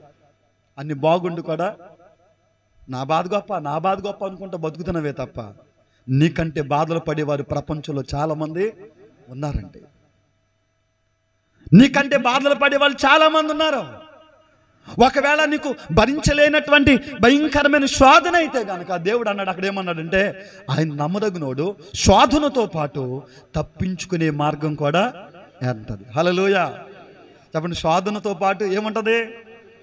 నువ్వు వెతకాలి, నువ్వు ప్రార్థన చేయవు. శోధన రాగానే గుడి మానేతా, నువ్వు శోధన రాగానే ప్రార్థన మానేతా. అలా ఉండకూడదు. మేలు చేసినప్పుడే దేవుడా. యోబు అంటాడు కదా, యోబు భక్తుల జీవితాలు ఎలా ఉంటాయి? యోబు అంటాడు, ఏమండి మీ 10 మంది పిల్లలు చనిపోయారంటే ఏమన్నాడు? దేవునికి స్తోత్రం కలుగును గాక. అయ్యా మీ ఆస్తి పోయింది అని అంటే దేవునికి స్తోత్రం కలుగును గాక. ఇంకా అలా ఆవిడికి మెంటలు చేసింది, ఇదేంట్రా ఇదేంటి పోయినప్పుడు ఏం చేస్తారు చెప్పండి? మనోళ్ళు ఏం చేస్తారమ్మా? ఒక కాసు బంగారం పోతే మొత్తం ఇల్లు గుల్ల చేస్తుంది. ఒక ఆవిడ మొత్తం ఏడ్చేస్తుంది, రోధించేస్తుంది. అసలు వచ్చేటప్పుడు ఏం తెచ్చామా? అక్కడ యోబు అదే అంటాడు, నా తల్లి గర్భంలో నుంచి నేను ఎలా వచ్చానో దిగంబరిగా వచ్చాను, మళ్ళీ నేను అలాగే వెళ్ళిపోతా. నేను వచ్చేటప్పుడు తేలేదు, వెళ్ళిపోయేటప్పుడు నేనేమి తీసుకుని పోలే. ఎవరైనా తీసుకెళ్లారా మీ ఊళ్ళో వెళ్ళేటప్పుడు? మొన్న ఒక ఆవిడ చచ్చిపోతే పెట్టి లాస్ట్లో చూడమంటారు కదా, లాస్ట్లో అమ్మ ఒకసారి చూతారా అన్నారు. చూతారంటే మేము దగ్గరికి వెళ్ళి చూసేటప్పటికి మూత వేసేస్తాను. ఒకటి అన్నాడు, ఆగరా ముక్కు పొడకంది తీసేయాలన్నాడు. ముక్కు పొడుకుందని తీసేసి చచ్చిపోయిన దాని మీద ఉన్న ముక్కు పొడుకుని కూడా తీసేశారండి. కానీ మన ఆరాటం ఎంత ఉంటుందంటే ఏదో పట్టుకెళ్ళిపోయేలాగా ఆడిని మోసం చేసేసి ఈయన్ని బాధ పెట్టేసి ఏం పట్టుకెళ్ళిపోతామండి లోకంలో? ఏం తీసుకుని పోలేము. కానీ మనిషి ఆరాటం అంతే. యోబుకు లాగా దేవుడు మన విశ్వాసాన్ని బలపరచును గాక. హల్లెలూయా.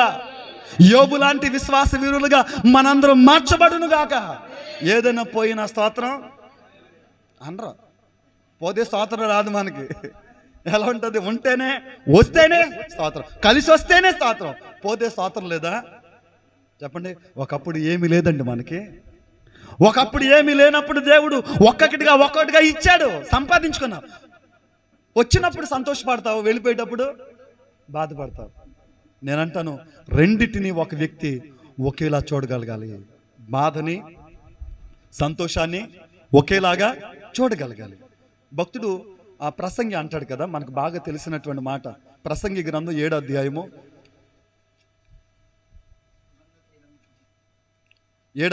14వ వచనం చదువుదాం. సుఖదినమందు సుఖముగా ఉండుము, ఆపద్దినమందు యోచించుము. తాము చనిపోయిన తరువాత జరుగు దానిని నరులు తెలుసుకొనుకున్నట్లు దేవుడు సుఖ దుఃఖాలను జతపరిచాడట. హల్లెలూయా. దేవుడు ఏం చేశాడు మనిషి జీవితంలో? అంటే సుఖం వస్తుంది, దుఃఖం వస్తుంది, మళ్ళీ దుఃఖం వస్తుంది, మళ్ళీ సుఖం వస్తుంది. మనమేం సుఖం వస్తే పట్టుకోలేమండి, సెలరేగిపోతూ ఉంటారు, కిలకలు ఆడిపోతూ ఉంటారు సంతోషం వస్తే. అది దుఃఖం వస్తే జీవితం అనవసరం, చచ్చిపోదాం మంచిది అని అనుకోండి. దేవుడు అంటాడు రెండిటిని జతపరిచాడు. ఒక మనిషి జీవితం ఎప్పుడు ఆనందంగా ఉండదండి. ఆ వ్యక్తి జీవితంలో సంతోషం ఉంటుంది, దుఃఖం ఉంటుంది, సుఖం ఉంటుంది, దుఃఖం ఉంటుంది. ఈ రెండింటిని ఎప్పుడైతే సమానంగా చూడగలుగుతామో అప్పుడే జీవితం సంతోషంగా ముందుకు కొనసాగుతుంది.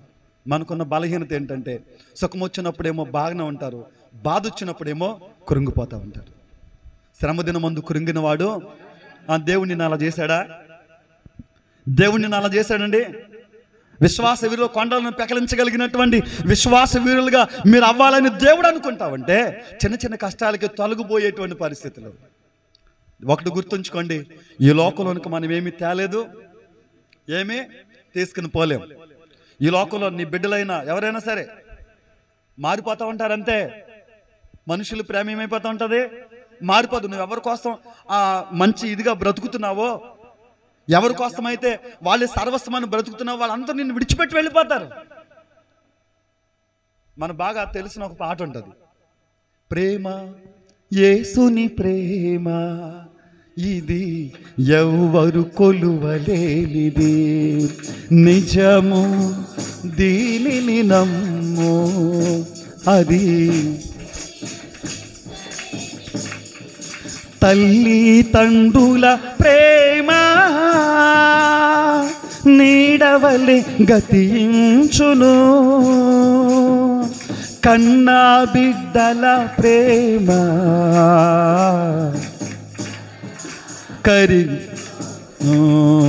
ప్రేమ యేసుని ప్రేమ అది ఎవ్వరు. బంధుమిత్రుల ప్రేమ వెలుగుచున్న ప్రేమ దీపము, నూనె ఉన్నంత కాలమే వెలుగునిచ్చి ఆరిపోవును. ప్రేమ యేసుని ప్రేమ అది. ఆఖరి చరణం, ధరణిలోని ప్రేమలన్నీయో స్థిరము కాదు కరిగిపోవును, ధరణిలోని ప్రేమలన్నీయో స్థిరము కాదు కరిగిపోవును, క్రీస్తు యేసు కల్వరి ప్రేమ కడవరకు ఆదరించును. భక్తుడు అంటాడు ధరలోని ప్రేమలన్నీ ఏమైపోతాయి, ఏమా కరిగిపోతాయి. నీకోసం ప్రాణం ఇచ్చేతాను అన్నవాళ్ళు ముందే పారిపోతారమ్మా. నువ్వు లేకపోతే నేను లేను అంటున్నారు కదా. వాళ్ళందరూ ఒక్కసారి వారి ప్రేమలన్నీ కరిగిపోతాయి. మనతో ఎవరో రారు, మనతో వచ్చేది ఆయనే. హల్లెలూయా. అందుకని లోకంలో పిల్లల సుఖాన్ని కష్టాన్ని మనం సమానంగా చూడగలగాలి. దేవుడు అంటాడు మీకు సాధారణమైనటువంటి శ్రమలే తప్ప ఏదో జరుగుతున్నాయని మీరు ఊహించుకోకండి. ఒకవేళ వచ్చినా కానీ దేవుని యందు నువ్వు నిలకడగా నిలబడగలిగితే శోధనతో పాటు నీకే మార్గం ఉంటుంది, తప్పించుకునే మార్గం ఉంటుంది. దేవుడు నమ్మదగినోడు. నమ్మినోళ్ళు ఆయన అన్నాడు కూడా ఏం చేయడు, ఆయన సిగ్గుపరచడైనా. ఆ సిగ్గుపరచినటువంటి దేవుడు ఏం చేస్తాడంటే ఏదో ఒక అద్భుతమైనటువంటి మార్గాన్ని దేవుని కోసం తెరుస్తాడు. ఎలా చేస్తాడు అని అంటే తెలీదు. హల్లెలూయా.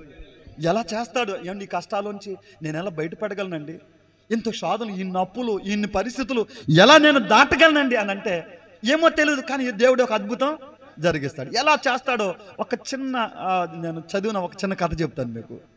ఒకసారి ఒక అడవిలో ఒక లేడీ ఉంది. అది నిండు గర్భిణి, ప్రసవించడానికి టైం పడింది. అడవిలో నుంచి బయటకు వస్తుంది. ఎలాగైనా తన కడుపులో ఉన్న బిడ్డలకి మంచిగా ఆ జన్మనివ్వాలి అని ఒక మంచి అనువైన ప్రదేశం కోసం వెతుకుతూ ఆ అడవి దాటుకుంటూ ఆ ప్రక్కన ఉన్నటువంటి నది వైపుకు అడుగులు వేస్తుంది. ఈలోపు ఒక వేటగాడు చూశాడు, లేడీని చూశాడు. అబ్బా దొరికింది అని అనుకున్నాడు. ఇటువైపు నుంచేమో వేటగాడు చూశాడు, లేడి నడుస్తావంటే ఇటువైపు నుండేమో ఒక పులి చూసింది. పులి చూసింది, అనుకుంది నాకు బలి ఆహారం దొరికింది అనుకుంది. ఈ లేడి మాత్రం నొప్పులు వస్తున్నాయి.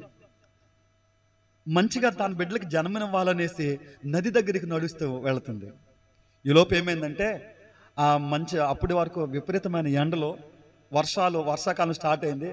అప్పుడే ఆ ప్రదేశం అంతా మబ్బు కమ్మింది. సడన్గా ఒక పిడుగు పడింది ఒక చోట. పిడుగు పడగానే వెనకాల ఉన్న గడ్డి అంతా అంటుకుపోయింది. మీరు చూడండి, ఇటువేమో పులి వస్తుంది, ఇటేమో వేటగాడు వస్తున్నాడు, వెనకాల నుండేమో మంట వస్తుంది. కానీ ఇది ఏం ఆలోచించట్లా, ఎటు చూడట్లా. ఎలాగైనా సరే నా బిడ్డకి మంచి జన్మనివ్వాలి. ఇలా సాగుతుంది. ఇది వెళుతుంది. ఇటు నుంచేమో ఈడు వచ్చేస్తున్నాడు, ఇటు నుంచేమో పులి వచ్చేస్తుంది, వెనక నుంచేమో మంట కాలుకుంటూ వచ్చేస్తుంది. ఇలా వచ్చేస్తూ ఉంటే సడన్గా ఆడు గురిపెట్టి ఎలాగని ఈ లేడి పిల్ల గురిపెట్టాడు, బాణం వదిలేమనేసి ఆడు వదిలే సమయానికి ఏమైందంటే సడన్గా ఒక మెరుపు మెరిసింది ఆడు కళ్ళు మీద. ఆడు గురి తప్పింది, ఈ బాణం వెళ్ళిపోయి చెప్పండి పులికి తగిలింది, పులి చచ్చిపోయింది. ఈలోపు ఒక్కసారిగా సడన్గా ప్రచండమైన వర్షం కురిసింది, అగ్ని ఆరిపోయింది. ఈ వేటగాడు అమ్మో ఇంత వర్షం నేను ఏమైపోతానని వెనకేలే వెళ్ళిపోయాడు. హల్లెలూయా. కానీ లేడీని దేవుడు అద్భుతం జరిగిందండి. అంతే, లేడీ వెళ్ళింది, శుభ్రంగా 2 పిల్లలకి జన్మించింది. అంతే. హల్లెలూయా. అంటే అనిపిస్తుంది ఈ పరిస్థితుల్లో దాన్ని ఎవడు కాపాడుతాడు? ఆ పరిస్థితుల్లో ఎలా బయటపడగలమనంటే దేవుడు ఒక మిరాకిల్ చేయగలడు. హల్లెలూయా. దేవుడు ఒక అద్భుతం చేయగలడు. నువ్వు రాలేను, చేయలేను, నేను బయట పడలేను అనుకుంటున్నప్పుడు దేవుడు ఒక అద్భుతం చేసి నీకు గొప్ప విడుదలనైనా ఇవ్వగలడు. హల్లెలూయా. అంత నమ్మదగిన దేవుడు అండి, అంత నమ్మదగిన దేవుడు. నిన్ను ఎన్నడూ విడిచిపెట్టేటువంటి దేవుడు కాదైన.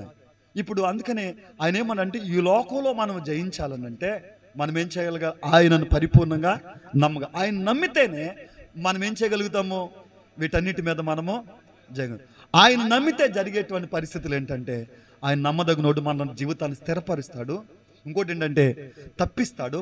అన్ని మార్గాల నుండి దేవుడు మనల్ని తప్పిస్తాడు. ఇన్ని మాట్లాడిన తర్వాత మీకు ఏమనిపిస్తుంది అంటే, ఏమంటే నమ్మకుండానే ఇక్కడికి వచ్చేసామా? హల్లెలూయా చెప్పండి ఒకసారి. నమ్మకుండానే మేము ఇక్కడికి వచ్చేసామా అని అనిపిస్తుంది. కానీ చాలామంది నమ్మలేదు అంటలేదు, కానీ నమ్మరు. కానీ ఎక్కడో కొంచెం ఉంటుంది కొద్దిగా.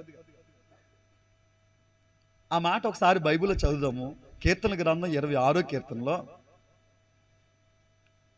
కీర్తన గ్రంథం 26వ కీర్తన మొదటి వచనం చదవండి ఒకసారి. నేను యథార్థవంతుడనే ప్రవర్తించుచున్నాను, నాకు తీర్పు తీర్చుము.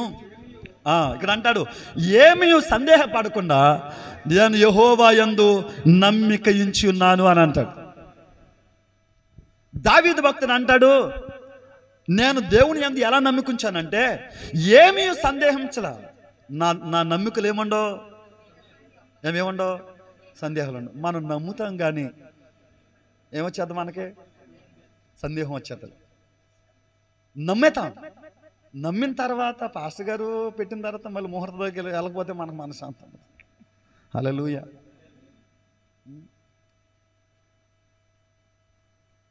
చాలా అనమాట. మనము నమ్మినట్టు ఉంటారు కానీ ప్రభుని నమ్మరండి. ప్రతి నమ్మకంలో కూడా అక్కడ మనం చదువుతాము, ప్రతి నమ్మకంలో కూడా మనకేమొచ్చేస్తుంది? సందేహాలు వచ్చేస్తాయి. ఎందుకు సందేహాలు వస్తాయి? ఒకప్పుడు బలమైన విశ్వాసాలుగా ఉన్న వాళ్ళు కూడా ఈ రోజున దేవుడు అంటే ఏం పడుతున్నారు? సందేహపడుతున్నారు. అందుకనే ఎప్పుడైనా చూడండి, ఇటు అడిగేస్తున్నారు, ఏమో అటు ఎలా ఉందని అటు అడుగు వేస్తున్నారు. దీన్ని నమ్మకం అంటారా? నమ్మాము అని అంటే ఆ నమ్మకలు ఏముండకూడదు? సందేహాలు ఉండకూడదు. కానీ ఎందుకు మనకి సందేహాలు, ఎందుకు డౌట్లు వచ్చేస్తున్నాయి మనకి? దేవుడు చేస్తాడంటారా అని ఇంకొక రూపంలో ఆలోచిస్తాను. ఒక మాట చెప్తాను. ఒకసారి యేసుక్రీస్తు ప్రభు వారు సముద్రం మీద నడుచుకుంటూ వస్తున్నాడు. పేతురు గారు చూశాడు అక్కడ నుంచి దూరం నుండి. అమ్మో భూతం దెయ్యం అనుకున్నాడు. కానీ మొత్తానికి దగ్గరికి వచ్చిన తర్వాత నేనే అనగానే, ప్రభువా నీకులాగా నడవడానికి నాకు కూడా సహాయం చేయమని, నువ్వు రా అన్నాడు. రానగానే పేతురు ఆ దోణి దిగి నడుస్తున్నాడు. ఎవరి వైపు చూసి? యేసు వైపు చూసి నడుస్తున్నాడు. ఇంకా ఎంత ఆనందం అంటే సముద్రం కూడా నేలలాగా అనిపించింది అతనికి. సంతోషంగా అడుగులేస్తాడు. కొంచెం ముందుకు నడిచాడు. ముందుకు నడవగానే అక్కడ బైబిల్ రాయబడినట్ట గాలి వీచిందట. గాలి ఇస్తే చూడాలటు ఏమా, గాలి వీసింది. గాలి వీస్తే అటు చూశాడంట. అటు చూడగానే బైబిల్ రాయబడిన మాట, సడన్ ఒక్కసారిగా భయం కలిగింది. ఒక్కసారిగా భయం ఎప్పుడైతే కలిగిందో మునిగిపోవడం మొదలుపెట్టాడు. మునిగిపోవడం మొదలుపెట్టుకుని యేసుక్రీస్తు ప్రభు అంటారు చేపట్టుకుని, అల్ప విశ్వాసి నువ్వెందుకు సందేహపడ్డావు అని అడిగాడు. ఎందుకు సందేహపడ్డాడు అమ్మా? ఎందుకు ఇప్పుడు యేసు ప్రభు వైపు చూసి నడిచినంతసేపు బాగుంటుందండి జీవితం. యేసు వైపు చూసినంతసేపు పిల్లారా మన జీవితంలో ఎటువంటి అపజయాలు మనం చూడలేం. కానీ ఎప్పుడైతే లోకం వైపు మనం చూస్తామో అప్పుడే మన విశ్వాసంలో ఏమైపోతాం, సందేహాలు మొదలవుతాయి. అందుకనే మన భక్తులందరూ విజయాలు సాధించారంటే వాళ్ళు దేవుని వైపు చూశారు తప్ప పరిస్థితుల వైపు చూసారా? ఏమో చూసారా? ఓ రోజు ఇశ్రాయేలీయులు అందరూ బెదిరిపోయారు గొలియాతుని చూసి. ఆడేమో 6 మూరల జాండ ఉన్నాడు. ఎవరు ఏమో ఎన్ని మూరలు? నువ్వెన్ని మూరలు అంటావు? ఇప్పుడు కలిసారా? మనం 3 మూరలు అంటాం. ఆడ 6 మూరల జాండ ఉన్నాడంట. 6 మూరల జాండ ఉన్నట్టు ఆ వ్యక్తిని చూడగానే ఆడి దేహం, ఆడు ధరించుకున్న కవచం 600 తులాలు ఉన్నటువంటి ఆ కవచాన్ని చూసి అందరూ భయపడిపోయి ఆ ఈటుని చూసి భయపడిపోతామంటే, దావీదు చిన్నగా ఉన్న బాలుడు, నేను చంపేతనాన్ని వేసేతనాన్ని అంటాడు. అప్పుడు అందరూ అంటారు, రే ఆడు ఎప్పటి నుంచో యుద్ధం నేర్చుకున్నాడు రా, వాడెంత నువ్వెంత అని అంటే, అయినా పర్లేదు ఆడిని నేను లేపేతాను అంటాడు. అసలు ఏంటి ధైర్యం ఏంటి? ధైర్యం ఏంటని నిలబెడితే నాకు ఏం అలవాటు లేవు కానీ ఒక కర్ర ఇచ్చుకుంటాడు, వడిసెలు ఇచ్చుకున్నాడు, రాళ్ళు ఇచ్చుకున్నాడు, నిలబడగానే గొలియాత్ అంటాడు, ఎరా కర్ర ఇచ్చుకున్నా నేను కుక్కనా అంటాడు. నువ్వు కుక్కవా? నువ్వు కుక్క కాడ కాదురా బాబు పెట్టవరా అన్నట్టు రాయి పెట్టుకొట్టి చంపేయాడండి. హల్లెలూయ. అక్కడ అంటాడు, యుద్ధమో చెప్పండి ఎవరిది? యుద్ధం ఎవరిదే? యుద్ధం యెహోవాదే. హల్లెలూయా. యుద్ధము దేవుడిదే. అంటే దావీదు ఎప్పుడు దేవుడి వైపే చూస్తాడు తప్ప గొలియాతు వైపు చూడలా. ఈ రోజున నీ పరిస్థితుల వైపు చూస్తే గనక నీలో ఉన్న విశ్వాసం తొలగిపోతూ ఉంటుంది. నేనంటాను, దేవుని వైపు నువ్వు చూడగలిగితే, హల్లెలూయా, దేవుని వైపు నువ్వు పరిపూర్ణమైన విశ్వాసాన్ని, నమ్మకాన్ని ఉంచగలిగితే గనక దేవుడు అద్భుతమైనటువంటి విజయాలు దేవుడు నీ పట్ల జరిగిస్తాడండి. హల్లెలూయా. ఒకవేళ ఇది జరుగుతుంది అంటావా అనే అనుమానాలు అక్కర్లా. దేవుడు ఖచ్చితంగా చేయగలడంతే. హల్లెలూయా. దేవుడు చేయగలడు. ఆయన నమ్మిన వారిని ఎన్నడూ ఆయన ఏం చేయలేదండి, సిగ్గుపరచలేదంతే. ఇంతమంది మధ్యలో దేవుని యొక్క వాక్యాన్ని చేత పట్టుకుని ఉన్న అన్యజనుల మధ్యలో దేవుని వాక్యాన్ని చేత పట్టుకుని నువ్వు వస్తావంటే, ఎంతమంది మధ్యలో నా దేవుడు గొప్పోడు అని నువ్వు ప్రకటిస్తావంటే నిన్ను ఆయన అవమానపరుస్తాడు. నిన్ను ఎలాగైనా ఘనపరచాలని అనుకుంటా ఉంటాడు. నిన్ను ఎలాగైనా గొప్ప చేయాలనుకుంటా ఉంటాడు ఆయన ఉద్దేశాలు అంటాడు కదా చాలాసార్లు, నేను మిమ్మల్ని గురించి ఉద్దేశించిన సంగతులు అవి మేలుకరమైనవే కానీ హానికరమైనవి కానీ ప్రతి నిత్యము నిన్ను గొప్ప చేయాలి, ఉన్నతంగా నిలబెట్టాలని అనుకుంటూ ఉంటాడు. కానీ నువ్వేం చేస్తావంటే నువ్వు నమ్మడానికి ఏం చేస్తావు? సందేహిస్తూ ఉంటావు. దేవుణ్ణి పరిపూర్ణంగా నమ్మాలి. దేవుని యందు మనము పరిపూర్ణమైనటువంటి విశ్వాసం చూపించాలి. దావీదు అది అంటాడు. ఏమంటాడంటే, దావీదు ఒక మాట అన్నాడు. ఏమనంటే, నేను ఏమీ సందేహించకుండా నా దేవుడిని నేనేం చేస్తాను? నమ్ముకున్నాను. నేను పరిపూర్ణంగా నమ్మాను. అందుకని ఎక్కడా కూడా దావీదు అధైర్యపడ్డా? మీరు చూడండి, దేశమంతా ఒకటైపోయింది దావీదుని చంపడానికి. దేశమంతా ఒకటైపోయి ఒక్కడే తరం పడ్డాడు. తెలుసు కదా మనకి, దేశాలంటే తరం పడ్డాడు, అరణ్యంలో తరవబడ్డాడు. ఎక్కడ కూడా అతను అధైర్యపడినట్టు ఎక్కడ లేదని. ఒకరోజు తనతో ఉన్నటువంటి వాళ్ళందరూ కూడా, తనతో పాటు ఉన్నటువంటి వాళ్ళందరూ కూడా భార్యలు పోగొట్టుకుని, ఆస్తులు పోగొట్టుకుని అయ్యో అని వాళ్ళు ఏడుస్తూ ఉంటే బైబిల్ రాయబడిన మాట, దావీదైతే కనుక తన దేవుడిని యెహోవాను బట్టి ధైర్యం తెచ్చుకుని తను పోగొట్టుకున్నవన్నిటిని ఏం చేశాడండి? సంపాదించుకున్నాడు. హల్లెలూయా. తను పోగొట్టుకున్నవన్నీ వాటన్నిటిని అతడు సంపాదించుకోగలిగాడు. పిల్లల తన జీవితంలో ఏది జరిగినా కోల్పోయినా సరే బాధపడలా, తరమబడ్డా సరే అతను కృంగిపోలా. ఎందుకనంటే అతను చూసింది మనుషుల వైపు కాదండి. ఎవరి వైపు? అందుకని అతను ఎప్పుడు కూడా ఆ దావీదు కీర్తన ఒకటి అంటాడు, యెహోవా నా బలము, యెహోవా నా కొండ, నా కోట, నా ధ్వజము, నా నిస్సి అనేసి అతడు ఎప్పుడు అవే పాటలు పాడుకుని. ఎందుకనంటే అతడు పరిపూర్ణంగా దేవుణ్ణి నమ్మినట్లుగా ఇంకెవరిని నమ్మలేదు. హల్లెలూయా. అందుకని ప్రియ బిడ్డలారా, మీరు నమ్ముతున్నారు, నమ్మిన తర్వాత ఇంక వేటిని నమ్మకండి. నమ్మిన తర్వాత వాస్తులు నమ్మకండి. దేవుని నమ్మిన తర్వాత ముహూర్తాలు నమ్మకండి. ప్రతిరోజు మంచిదే ప్రతిరోజు మంచిదే. దేవుడు ఆ రోజు మంచిది, ఈ రోజు చెడ్డదని చెప్పలేదు. ప్రతిరోజు మంచిదే. హల్లెలూయా. అంతే తప్ప ఆ రోజే ఆ టైమే అనకండి. అది కూడా అపనమ్మకం అవుతుంది. దేవుణ్ణి నమ్మిన తర్వాత ఇంక మనం దేన్ని నమ్మవలసిన అవసరత లేదండి. అందుకనే పరిపూర్ణమైనటువంటి విశ్వాసము ఎలాగంటే ఆ నమ్మకంలో ఏముండకూడదు, సందేహాలు ఉండకూడదు. నిజంగా నమ్మితే మనం చేసి ఇంకొక పని ఏంటంటే, మనకు బాగా తెలిసిన మాట మార్కు సువార్త 16వ అధ్యాయం 16వ వచనం చదువు. ఇక్కడ అంటాడు, నమ్మి బాప్తిసం పొందినవాడు రక్షింపబడతాడు, నమ్మని వానికి శిక్ష విధించబడుతుంది. మీరు గమనిస్తే నమ్మునోడు ఖచ్చితంగా ఏం పొందుతాడు? గట్టి చెప్పాలి. నమ్మునోడు ఖచ్చితంగా ఏం పొందుతాడు? రక్షణ పొందుతాడు. చాలామంది ఎప్పటి నుంచో ప్రభు నమ్ముకున్నాం అన్నారు, కానీ ఈరోజు కూడా ఏమి లేదు, రక్షణ లేదు. వాయిదాలు వేస్తూ ఉన్నారంటే రేపు రేపు రేపు రేపు రేపు అనే మాట ఎవరిదే చెప్పండి అమ్మా. రేపు అనే మాట అపవాదిది. రేపు అనే మాట అపవాదిది. ఈరోజే మనది, రేపు మనది కాదు. ఏదైనా దేవుని కోసం నిలబడాలన్నా చెయ్యాలన్నా ఇప్పుడే చెయ్యాలి తప్ప రేపు చూద్దామండి, రేపు మారిపోదామండి అంటే కుదరదు.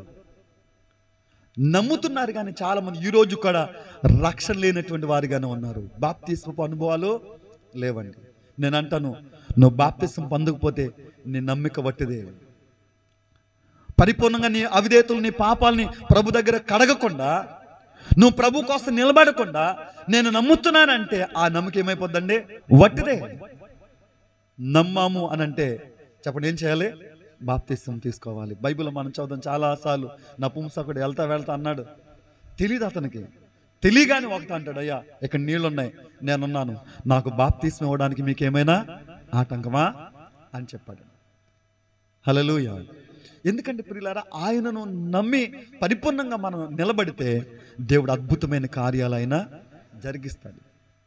ఎలా జరిగిస్తారు అనంటే, నేను ఒకప్పుడు సినీ ఆర్కెస్ట్రాలోకి పాటలు పాడడానికి వెళ్ళేవాడిని. నేను చదువుకునే కాలేజీ టైంలోనే బాగా పాడైపోయాను. ఎంత పాడైపోయానంటే, నేను ఒక పూట మందు తాగకపోతే నేను ఉండలేను అనమాట. సిగరెట్ లేకపోతే నేను బతకలేను, అంత పిచ్చి. ఆ రోజుల్లో ఒకరోజు మందు కోసం నా వాచ్ అమ్మేశాను. అక్కడ ఫీజు ఏమో 100 అయితే పక్కన 0 పెట్టేసేవాడిని, అంతే.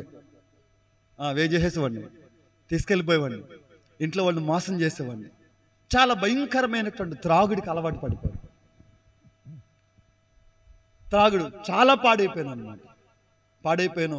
ఎందుకు బతుకుతున్నానో తెలీదు. నేను ఒక్కడనే కొడుకుని, బాగా గారం పెట్టేవారు, విస్తారమైన డబ్బులు ఇచ్చేవారు. నేను స్నేహాలకు అలవాటు పడిపోయి ఎలా తిరుగుతున్నా నాకు తెలియని టైం అది. చచ్చిపోదామన్న ఆలోచనలు వచ్చేసి నిరాశలో అలా తిరుగుతూ ఉంటే ఒకరోజు అనుకోకుండా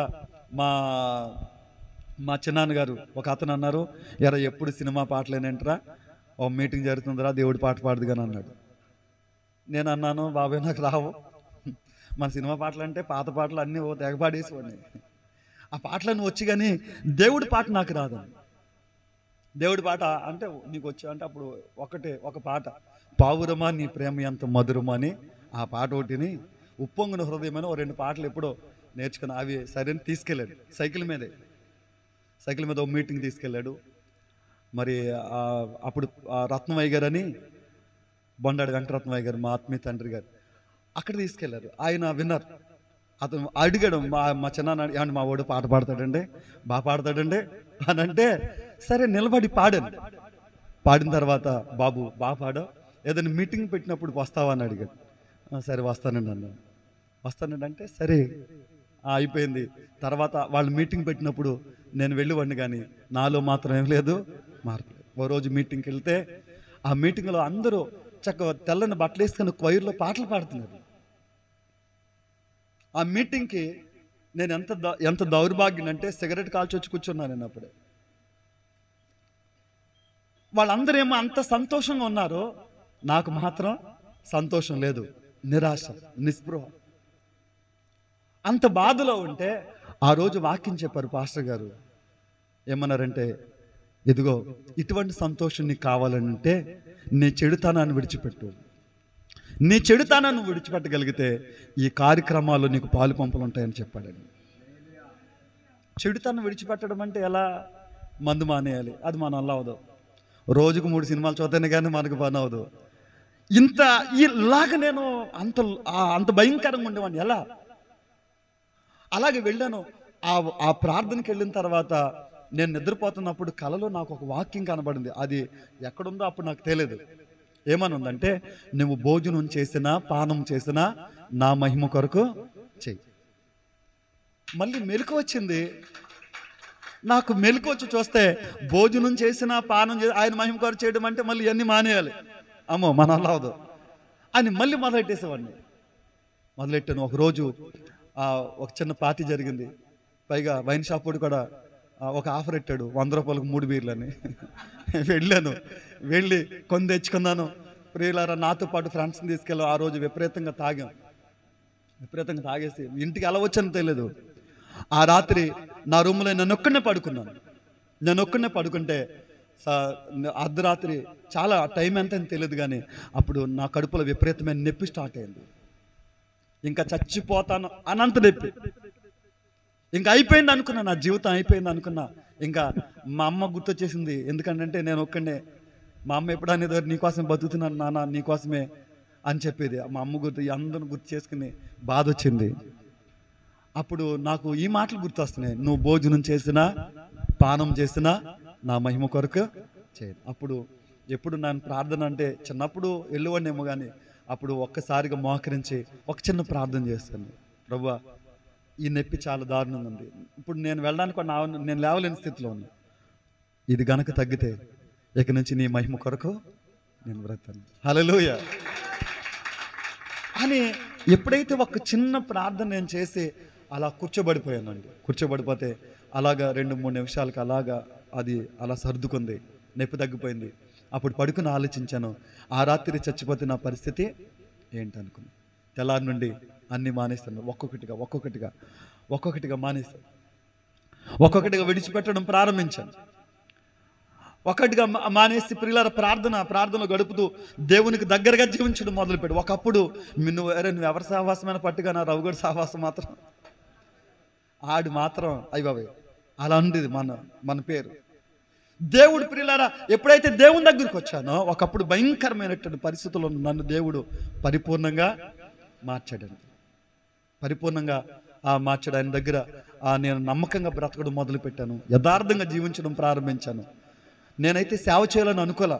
ఎందుకంటే పాస్టర్ గారు కూడా తిరిగినప్పుడు నాకు అన్నీ తెలుసు.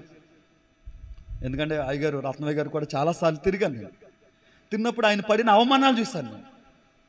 నేను అనుకున్నవాడిని అసలు సేవ చేయకూడదు అనుకున్నాను. కానీ పరిస్థితులన్నీ నన్ను టైట్ చేసినాయి. ఆయన ఒక దర్శనం ఇచ్చాడు. ఒక దర్శనం ఇచ్చి, నువ్వు నిలబడు, నేను నిన్ను వాడుకుంటానన్నాడు. హల్లెలూయా. అప్పుడు సేవ ఎలా స్టార్ట్ చేయాలో తెలియదు. ఎందుకంటే మా నాన్న తాగుపోతాడు, మా తాత ఇంకా తాగుపోతాడు, మా బ్యాచ్ అంతా అది. అందులో నుంచి మా సేవ ఎలా స్టార్ట్ చేయాలో మనకే తెలియదు. 6 ఎకరాల పొలం వేశారు తాగుడి కోసం మా వాళ్ళు. ఇంత భయంకరమైన పరిస్థితుల్లో ప్రిబిడ్లారా అలాగే బలపరిచిన రత్నమయ్య గారు బలపరిచారు. నేను సేవ స్టార్ట్ చేశాను. అలాగే ప్రిబిడ్లారా దేవుని కృపలో ఈరోజు 3 సంఘాలు కట్టడానికి దేవుడు సహాయం చేస్తాడు. 3 మందిరాలు నిర్మించడానికి దేవుని కోసం అనేకమైన ప్రాంతాల్లో ఒకప్పుడు ఎందుకు పనికిరాను అండి. ఈ రోజున ఆడి దగ్గరికి వెళ్ళొద్దు అన్న వాళ్ళు ఎవరు, ఆడి దగ్గరికి వెళ్ళి నేర్చుకోండి, అన్ని కూడా వెళ్ళండి అని ఊరంతా కలిసి నా వైపు చూచేలాగా నా దగ్గరికి వచ్చేలాగా దేవుడు చేశాడు. ఒక పనికిరాని వ్యక్తిని, విలువలేని వ్యక్తిని దేవుడు విలువైన వ్యక్తిగా మారుస్తాడంటే దానికి సాక్ష్యం నేనే. హల్లెలూయా, నేనేనండి. ఒకప్పుడు విలువ లేకుండా బ్రతుకుతున్నట్టు నా జీవితాన్ని విలువనిచ్చాడండి. ఏమీ లేనటువంటి నా బ్రతుకులు ఈరోజు అనేకమైన ప్రాంతాలు, రాష్ట్రంలో అనేకమైన ప్రదేశాలకు వెళ్ళి దేవుని సువార్త అందించడానికి, సంగీత పరిచయంలో దేవుని సంగీతం అందించడానికి, అనేకమైన పాటలు రాయడానికి, అనేక మందిని బలపరచడానికి దేవుడు సహాయం చేశాడు. ఎలా జరిగింది దానంటే, ఒకప్పుడు ఏ టాలెంట్ లేదండి నాకు, కానీ దేవుని దగ్గరకు వచ్చిన తర్వాత అన్ని టాలెంట్స్, కీబోర్డ్ ప్లే చేయడం, బలపరచడం, వాక్యం అందించడం, ఇవన్నీ దేవుడు సహాయం చేశాడు. ప్రిబిడ్లారా, ఆయన నమ్ముకున్న వాడిని ఆయన ఎన్నడూ సిగ్గుపరచడం. హల్లెలూయా. నేను సేవకు వచ్చిన కొత్తలో నేను సేవ చేస్తున్నాను అన్నాను అంతే. మా నాన్న వేరేటే నన్ను, దేవుని స్తోత్రం. సేవ అంటే అర్థమైపోయింది మా నాన్నకి, వీడు ఇంటింటికి వెళ్ళి అడుక్కుంటాడో అని అన్నాడు. వేరే పెట్టేశారు. అప్పుడే మాకు కొత్తగా పెళ్ళైంది. చాలా బాధలు పడ్డాం, కానీ దేవుడు నమ్మదగినోడండి, విడిచిపెట్టలేదు, బలపరిచాడు, అద్భుతాలు చేశాడు. అందుకని ప్రియబిడ్డలారా, నేను చెప్పాలనుకున్న ఒకటే మాట, ఆయన నమ్మితే గనక ఒక త్రాగుబోతాడు ఎలా మారిపోతాడు? ఇలా మారిపోతాడు. దేవుని స్తోత్రం. ఒక అపరిశుద్ధుడు పరిశుద్ధుడిగా ఒక విలువలేని వ్యక్తి విలువైన వ్యక్తులుగా దొంగలు దొరలైపోతారు అంతే. హల్లెలూయా. పాడతాం కదా, యేసయ్యా నీవు మాట్లాడితే గ్రుడ్డివారు చూచారు, కుంటివారు వ్యభిచారులు మారారు, దొంగలు దొరలయ్యారు. హల్లెలూయా. దొంగలు ఏమైపోయారండి? దొరలైపోయారండి. ఈరోజు దొర, దేవుని స్తోత్రం, ఈరోజు దొర అనేకమైన ప్రాంతాల్లో దేవుని కొరకు బ్రతికే దొరలాగా దేవుడు చేస్తాడు. ఒకటే, దేవుని నమ్మితే, పరిపూర్ణంగా నమ్మితే ఆయన అన్నాడు మనల్ని. అందుకని అంటాడు, మీ నమ్మకంలో ఏమనకూడదు సందేహం. దేవుడు చేయగలడంతే. నీ బ్రతుకు నిలబెట్టక నేను స్థిరపరుస్తాడు, నీ జీవితాన్ని ఆయన బలపరుస్తాడంతే. ఆ రోజున ఆ తుయతైరా ఉన్న సంఘానికి దేవుడు చెప్పిన మాట అది ఏమన్నాడంటే, నాకు అధికారం ఉంది, నేను మీకు ఏమిస్తానో అధికారం ఇస్తాను. ఎక్కడైతే విలువ లేదనుకుంటున్నారో, సరైన ఉద్యోగం లేదని, సరైన పరిస్థితులు లేవని, తినడానికి తిండి లేదని మిమ్మల్ని ఎలాగైతే ఆ విలువలేని వ్యక్తులు వచ్చు, అదే ప్రదేశంలో నేను విలువైన వ్యక్తులుగా నేను మిమ్మల్ని మారుస్తానన్నాను. ఆ రోజున అలాగే దేవుడు ఆ సంఘాన్ని అభివృద్ధి పొందించాడు. దేవుడు ఆ రీతిగా మన సంఘాన్ని కూడా అభివృద్ధి పొందించును గాక. దేవుడు బలపరచబడును గాక. దైవ శాఖలు సురేష్ గారు ఏ ఉద్దేశ సభ ఏర్పాటు చేశాడో అటువంటి సంఘ క్షేమాభివృద్ధి కలుగును గాక. అలా ఉండడానికి మనందరం ప్రయత్నం చేద్దాం. పరిపూర్ణంగా ప్రభుని నమ్ముదాం. అట్టి కృప యేసే మనందరికి దయచేయను గాక. ఆమె. అందరూ మోకరించండి, ఒక చిన్న ప్రార్థన చేద్దాం. అందరూ మోకరించి ఒక చిన్న ప్రార్థన. దేవాతి దేవుడు, నమ్మదగినటువంటి దేవుడు, జీవము కలిగినటువంటి ఆ దేవుని సన్నిధిలో ఒక చిన్న ప్రార్థన చేద్దామా? ప్రియబిడ్డలారా, ఏ పరిస్థితుల్లో ఇక్కడికి వచ్చావో నాకు తెలియదు, కానీ నీ పరిస్థితి అంతటిని ఆయన మార్చగలడు. నీ జీవితాన్ని పరిపూర్ణంగా మార్చగలడు ఆయన. శోధనలో ఉన్నావా? శోధనతో పాటు తప్పించుకునే మార్గాన్ని కూడా ఆయన ఇస్తాడు. ఒక స్థిరత్వం లేక నువ్వు బాధపడుతున్నావా? స్థిరమైనటువంటి జీవితాన్ని దేవుడు నీకు ఇస్తాడు. ఆయన నమ్మగలుగుతావా? విశ్వసించగలుగుతావా? మనుషులు నమ్మి మోసపోతున్నావు కదా, మనుషులు మాయ మాటల్లో పడిపోయావు, పరిస్థితుల వైపు చూస్తావన్నావు, కానీ దేవుడి వైపు చూస్తే గొప్ప దేవుడు అండి. ఆయన నమ్మదగినోడు. ఆయన ప్రేమించినంతగా ఈ లోకంలో ఎవరు ప్రేమించలేదు. ఆయన నీ కోసం ప్రాణం పెట్టాడు. కలువరి శిలువలో సమస్తాన్ని కోసం త్యాగం చేశాడు. ఆయన లోబడిన వాళ్ళని నీ వైపు చేతులు చాపి ఆయన ఎదురు చూస్తానే ఉన్నాడు. ప్రియబిడ్డలారా, ఇంకెంతకాలం ఆయనకు ఆయాసంగా మనం బ్రతుకుతాం చెప్పండి? ఇంకెంతకాలము? ఇంకా చాలా మంది బాప్తిస్మము లేకుండా ఉన్నారు. దేవునిలో గుండు కూడా, ప్రార్థనకు వస్తూ కూడా దేవుడు అద్భుతం చేస్తాడమ్మా. ఇంకా ఆలస్యం చేయకుండా ప్రభు వైపు చూద్దామా? దేవుళ్ళు బలపరచబడ్డానికి మనం ఎదురు చూద్దాం. దయచేసి అందరం కలిసి ప్రార్థన చేసుకుందాం. అందరూ కూడా ప్రార్థనలో ఏకీపిద్దాం. స్తోత్రం, స్తోత్రం, స్తోత్రం, స్తోత్రం, స్తోత్రం, స్తోత్రం. హల్లెలూయా, హల్లెలూయా, హల్లెలూయా, హల్లెలూయా, హల్లెలూయా. స్తోత్రమయ్యా, స్తోత్రమయ్యా. అందరూ కూడా ప్రార్థనలోకి పెద్దాం. స్తోత్రం, స్తోత్రం, స్తోత్రం, స్తోత్రం, స్తోత్రం, స్తోత్రం, స్తోత్రం, స్తోత్రం, స్తోత్రం. ప్రార్థనలోకి పెద్దాం అందరూ కూడా. స్తోత్రం, స్తోత్రం. అసమానుడైన వాడు అవమానపరచడు నిన్ను, ఓటమి ఎరుగని మన దేవుడు ఓడిపోనివ్వడు నిన్ను. ఘన కార్యాలెన్నో నీకై చేసినవాడు కష్టకాలమందు నీ చేయి విడుచునా. అసాధ్యములెన్నో దాటించిన నాదుడు శ్రమలో నిన్ను దాటిపోవునా. సియోను దేవుడే నిన్ను సిగ్గుపడనివ్వడు, కనికరపూర్ణుడే నీ కన్నీరు తుడుచును. పాడదాం. సియోను దేవుడే నిన్ను సిగ్గుపడనివ్వడు, కనికరపూర్ణుడే నీ కన్నీరు తుడుచును. అసమానుడైన వాడు అవమానపరచడు నిన్ను,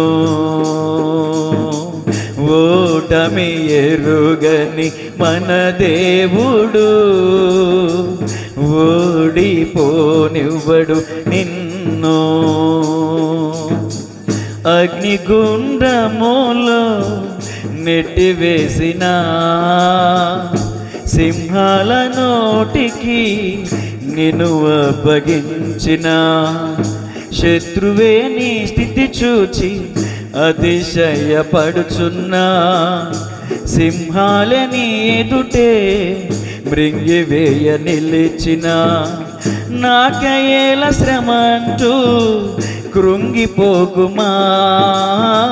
తేరి చూడు యేసుని అగ్నిలో నిలిచెను నీకై, నాకయేల శ్రమంటూ కృంగిపోకుమా. తేరి చూడు యేసుని అగ్నిలో నిలిచెను నీకై, శత్రువు చేతికి నిన్ను అప్పగించడు, శత్రువు చేతికి నిన్ను అప్పగించడు. సియోను దేవుడే నిన్ను సిగ్గుపడనివ్వడు, కనికరపూర్ణుడే నీ కన్నీరు తుడుచును. పాడదాం. సియోను దేవుడే నిన్ను సిగ్గుపడనివ్వడు, కనికరపూర్ణుడే నీ కన్నీరు తుడుచును. అసమానుడైన వాడు అందరూ పాటలో అవమానపరచడు నిన్ను, స్తోత్రం. ఓటమి ఎరుగని మన దేవుడు ఓడిపోనివ్వడు నిన్ను.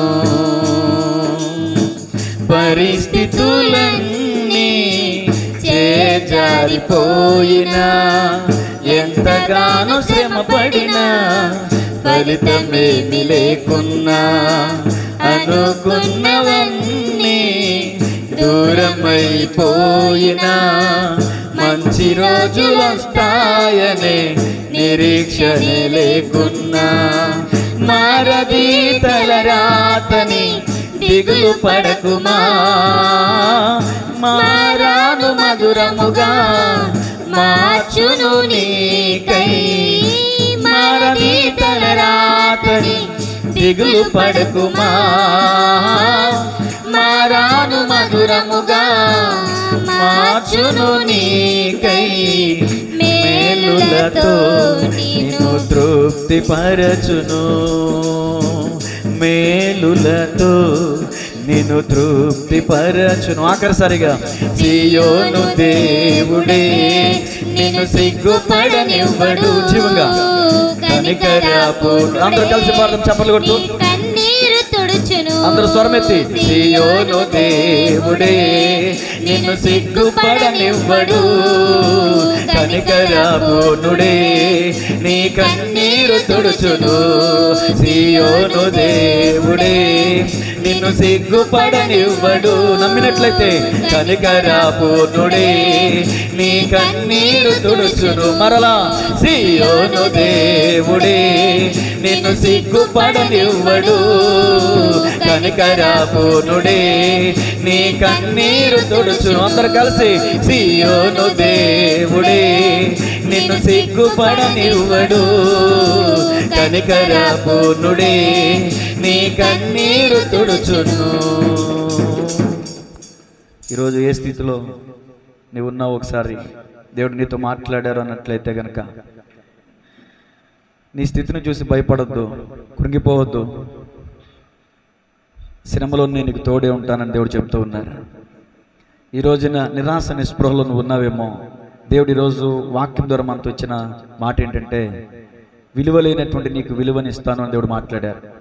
ఒకవేళ ఈ ప్రాంతానికి ఈ స్థలానికి ఈ రోజున నువ్వు ఆ స్థితిలోనే వచ్చావేమో. ఒకసారి విలువ లేని స్థితిలో, ఆధారం లేని స్థితిలో, ఆశ్రయం లేని స్థితిలో, నీడ లేని స్థితిలో, ఎలా ఉన్నావమ్మా అని అడిగేవారు లేనటువంటి స్థితిలో, నీ కష్టాలను ఇదిగో నీ కష్టాలను చూసి కూడా చేయి దాటిపెట్టేటువంటి పరిస్థితిలో నువ్వు ఉన్నావేమో. నా అనుకున్నటువంటి వారు ఎవరు పట్టించుకోలేని స్థితిలో నువ్వు ఉన్నావేమో. తల్లి మరిచిన తండ్రి విడిచిన నేను విడువను ఎడబాని నేను ముద్దిమి వచ్చే వరకు ఎత్తుకుని ముద్దాడువాడు నేనని మన దేవుడైన యేసయ్య ఇది ఈరోజు నీతో మాట్లాడుతున్న మాటని తెలుసా? నీకు అధికారం ఇస్తా, నీకు విలువనిస్తా. యోసేపుని దేవుడు అన్నలు ఎలా త్రోసేశారో, ఎలా తృణీకరించారో, అలా అసహించుకున్నారో, కానీ అదే యోసేపుని కొంతకాలం తర్వాత ఆర్థిక శాఖ మంత్రిగా దేవుడు చేశాడు. ఆ రీతిగా మోషేని అన్నారు కదా, నువ్వు మా మీద తీర్పరవా, కానీ నిజంగా దేవుడు అధికారిగానే చేశాడు. ఈరోజున ఒకవేళ నా అనుకున్న వారు నిన్ను అవమానిస్తున్నారా, తృణీకరించారా, గేలి చేస్తున్నారా, అల్లరి చేస్తున్నారా, అవమానకరమైన పరిస్థితుల్లో నువ్వు ఉన్నావా? దేవుని మీద ఆధారపడు. నువ్వు దేవుని మీద నమ్మకం ఉంచావు అనటానికి రుజువు ఏంటంటే బాప్తీసం. చాలామంది నమ్మేమంటున్నారే కానీ బాప్తిస్మానికి మాత్రం ముందుకు రారు. అదేంటో తెలియదు. అందుకని దేవుడు ఈరోజు నీతోనే మాట్లాడుతున్నాడు. నమ్మిన వారు చేయాల్సిన పని ఏంటంటే మార్కు 16:16 ప్రకారం నమ్మి బాప్తీసం పొందిన వాడు రక్షింపబడును. నీ నమ్మకానికి ఒక ఆనువాలది. నేను ప్రభువుని సొంత రక్షకంగా అంగీకరించాను, నేను ప్రభువుని నమ్ముతున్నాను, ఆయన నా కోసం ప్రాణం పెట్టారు, ఆయన నా స్థితిని మారుస్తారు, మారాన్ని మధురంగా చేసిన దేవుడు, ఎర్ర సముద్రాన్ని 2 పాయలుగా చేసిన దేవుడు, ఈ రోజున నా శ్రమలో నాకు దేవుడు తోడే ఉంటాడు అనే నమ్మకం నీకుంటే ఖచ్చితంగా ఒక్కడుగు ముందుకేసి బయట వారిని చూడొద్దు, బంధువులను చూడొద్దు, లోకాన్ని చూడొద్దు, ఆయన వైపు చూడు. ఇదో ప్రక్కకి చూసిన పేతురు మునిగిపోయాడు. ఈ రోజున నువ్వు దేవుని వైపు చూడగలిగితే ఆయన నిన్ను పడిపోయిన చోటి నిన్ను నిలబెట్టగలిగిన సమర్థుడు. పెంట కుప్ప నుండి దీనులను, నేల నుండి దరిద్రులను ఆయన లేవనెత్తువాడని లేఖనం సెలవిస్తుంది. దైవజనులు చక్కని సాక్ష్యాన్ని కూడా మన మధ్యలో పంచుకున్నారు. ఒకప్పుడు మరి పనికిరానటువంటి పాత్రగా ఉన్నటువంటి ఆ వ్యక్తిని ఈ రోజున పనికొచ్చే పాత్రగా దేవుడు అలా చేశాడు. ఈరోజు నీ పరిస్థితి కూడా అలాగే ఉందేమో. మానేయాలనుకుంటున్నావు, త్రాగుడు మానలేకపోతున్నావేమో. సిగరెట్ మానలేకపోతున్నావేమో. నీకున్నటువంటి వ్యసనాలు నిన్ను అల్లరిపాలు చేసినేమో. దేవుని వాక్యం చెప్తుంది, మద్యము అల్లరి పుట్టించును, మద్యం వెక్కిరింతల పాలు చేయను, అవమానం తీసుకొస్తుంది.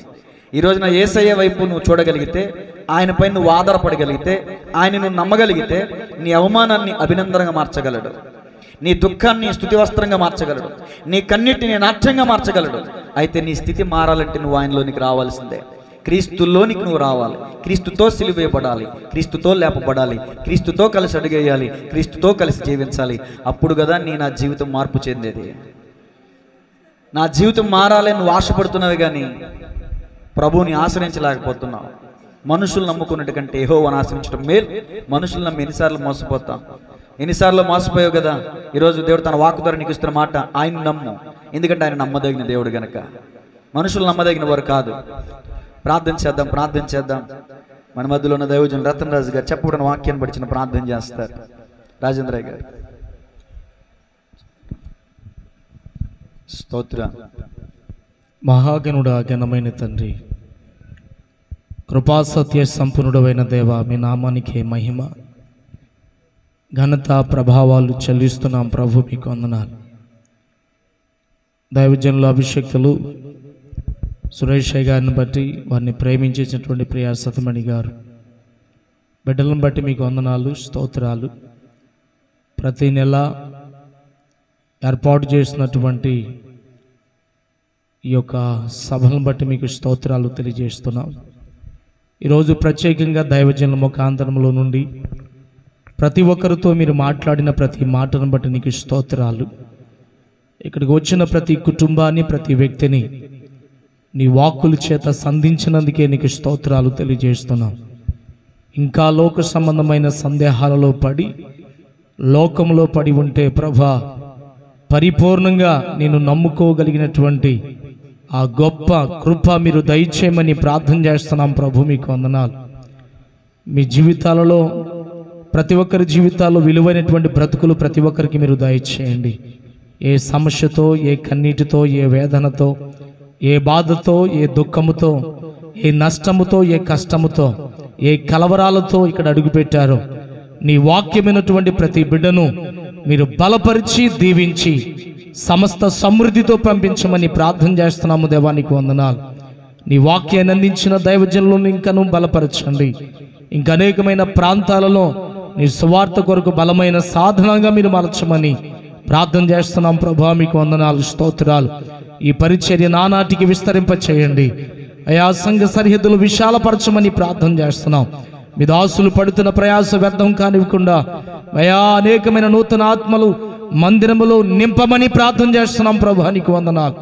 పరిచర్యకు, సంఘానికి, మీ దాసులకు విరోధముగా లేపబడుతున్నా ప్రతి సాతాను సంబంధమైన కార్యాలు లయపరచమని ప్రార్థిస్తున్నాం. అని ఇంకను పరిచర్యలో నానాటికి అభివృద్ధిని, క్షేమాన్ని మీరు అనుగ్రహించి మీరే ఘనత పొందుకొనమని, మీ దాసులను కూడా మీరు వాడుకొనమని, ఇక్కడ కూడిన ప్రతి కుటుంబాన్ని ఆశీర్వాదాలతో నింపి పంపించమని యేసు ఘన పరిశుద్ధ నామంలో ప్రార్థిస్తున్నాము తండ్రి, ఆమేన్. ప్రార్థించిన దైవజనులకు వందనాలు. చక్కని వర్తమానాన్ని అందించిన మరి దైవజనులు రవి గారికి నా హృదయపూర్వక వందనాలు తెలియజేస్తున్నాను. దయచేసి గమనించండి, ఈ నెల మరి ఆశీర్వాద కూడికకు ప్రేమిందును సిద్ధపరిచినటువంటి బిడ్డలు మరి పౌల్రాజు గారి కుటుంబం సిద్ధపరిచారు. మరి వారి గురించి కూడా మరి తదుపరి నేను ప్రార్థన చేస్తాను. ఇలా ప్రతి నెల మరి స్థానిక బిడ్డలు కాకపోయినా దూర ప్రాంతంలో ఉన్నవారు కూడా సంవత్సరానికి ఒక నెల ఈ విధంగా ప్రేరేపించబడి ఇవ్వడానికి పూనుకున్నారు. మన హైదరాబాదు మన రమేష్ గారు ఉన్నారు కదా, పప్పులో అంటే కొంతమంది గారు వాళ్ళు ఒక నెల, అలాగే ఈరోజు మా సీతమ్మ గారు కూడా, మా సీత సహోదరి గారు కూడా నవంబర్ ఖాళీగా ఉంది కదా, నవంబర్ మాకు ఇచ్చేయండి అన్నారు. ఎవరు చెప్పలు కొడతలేదు, వేసి రక్తం అది. కూర్చోండి ఒక నిమిషం. దేవునికి స్తోత్రం కలుగునుగా.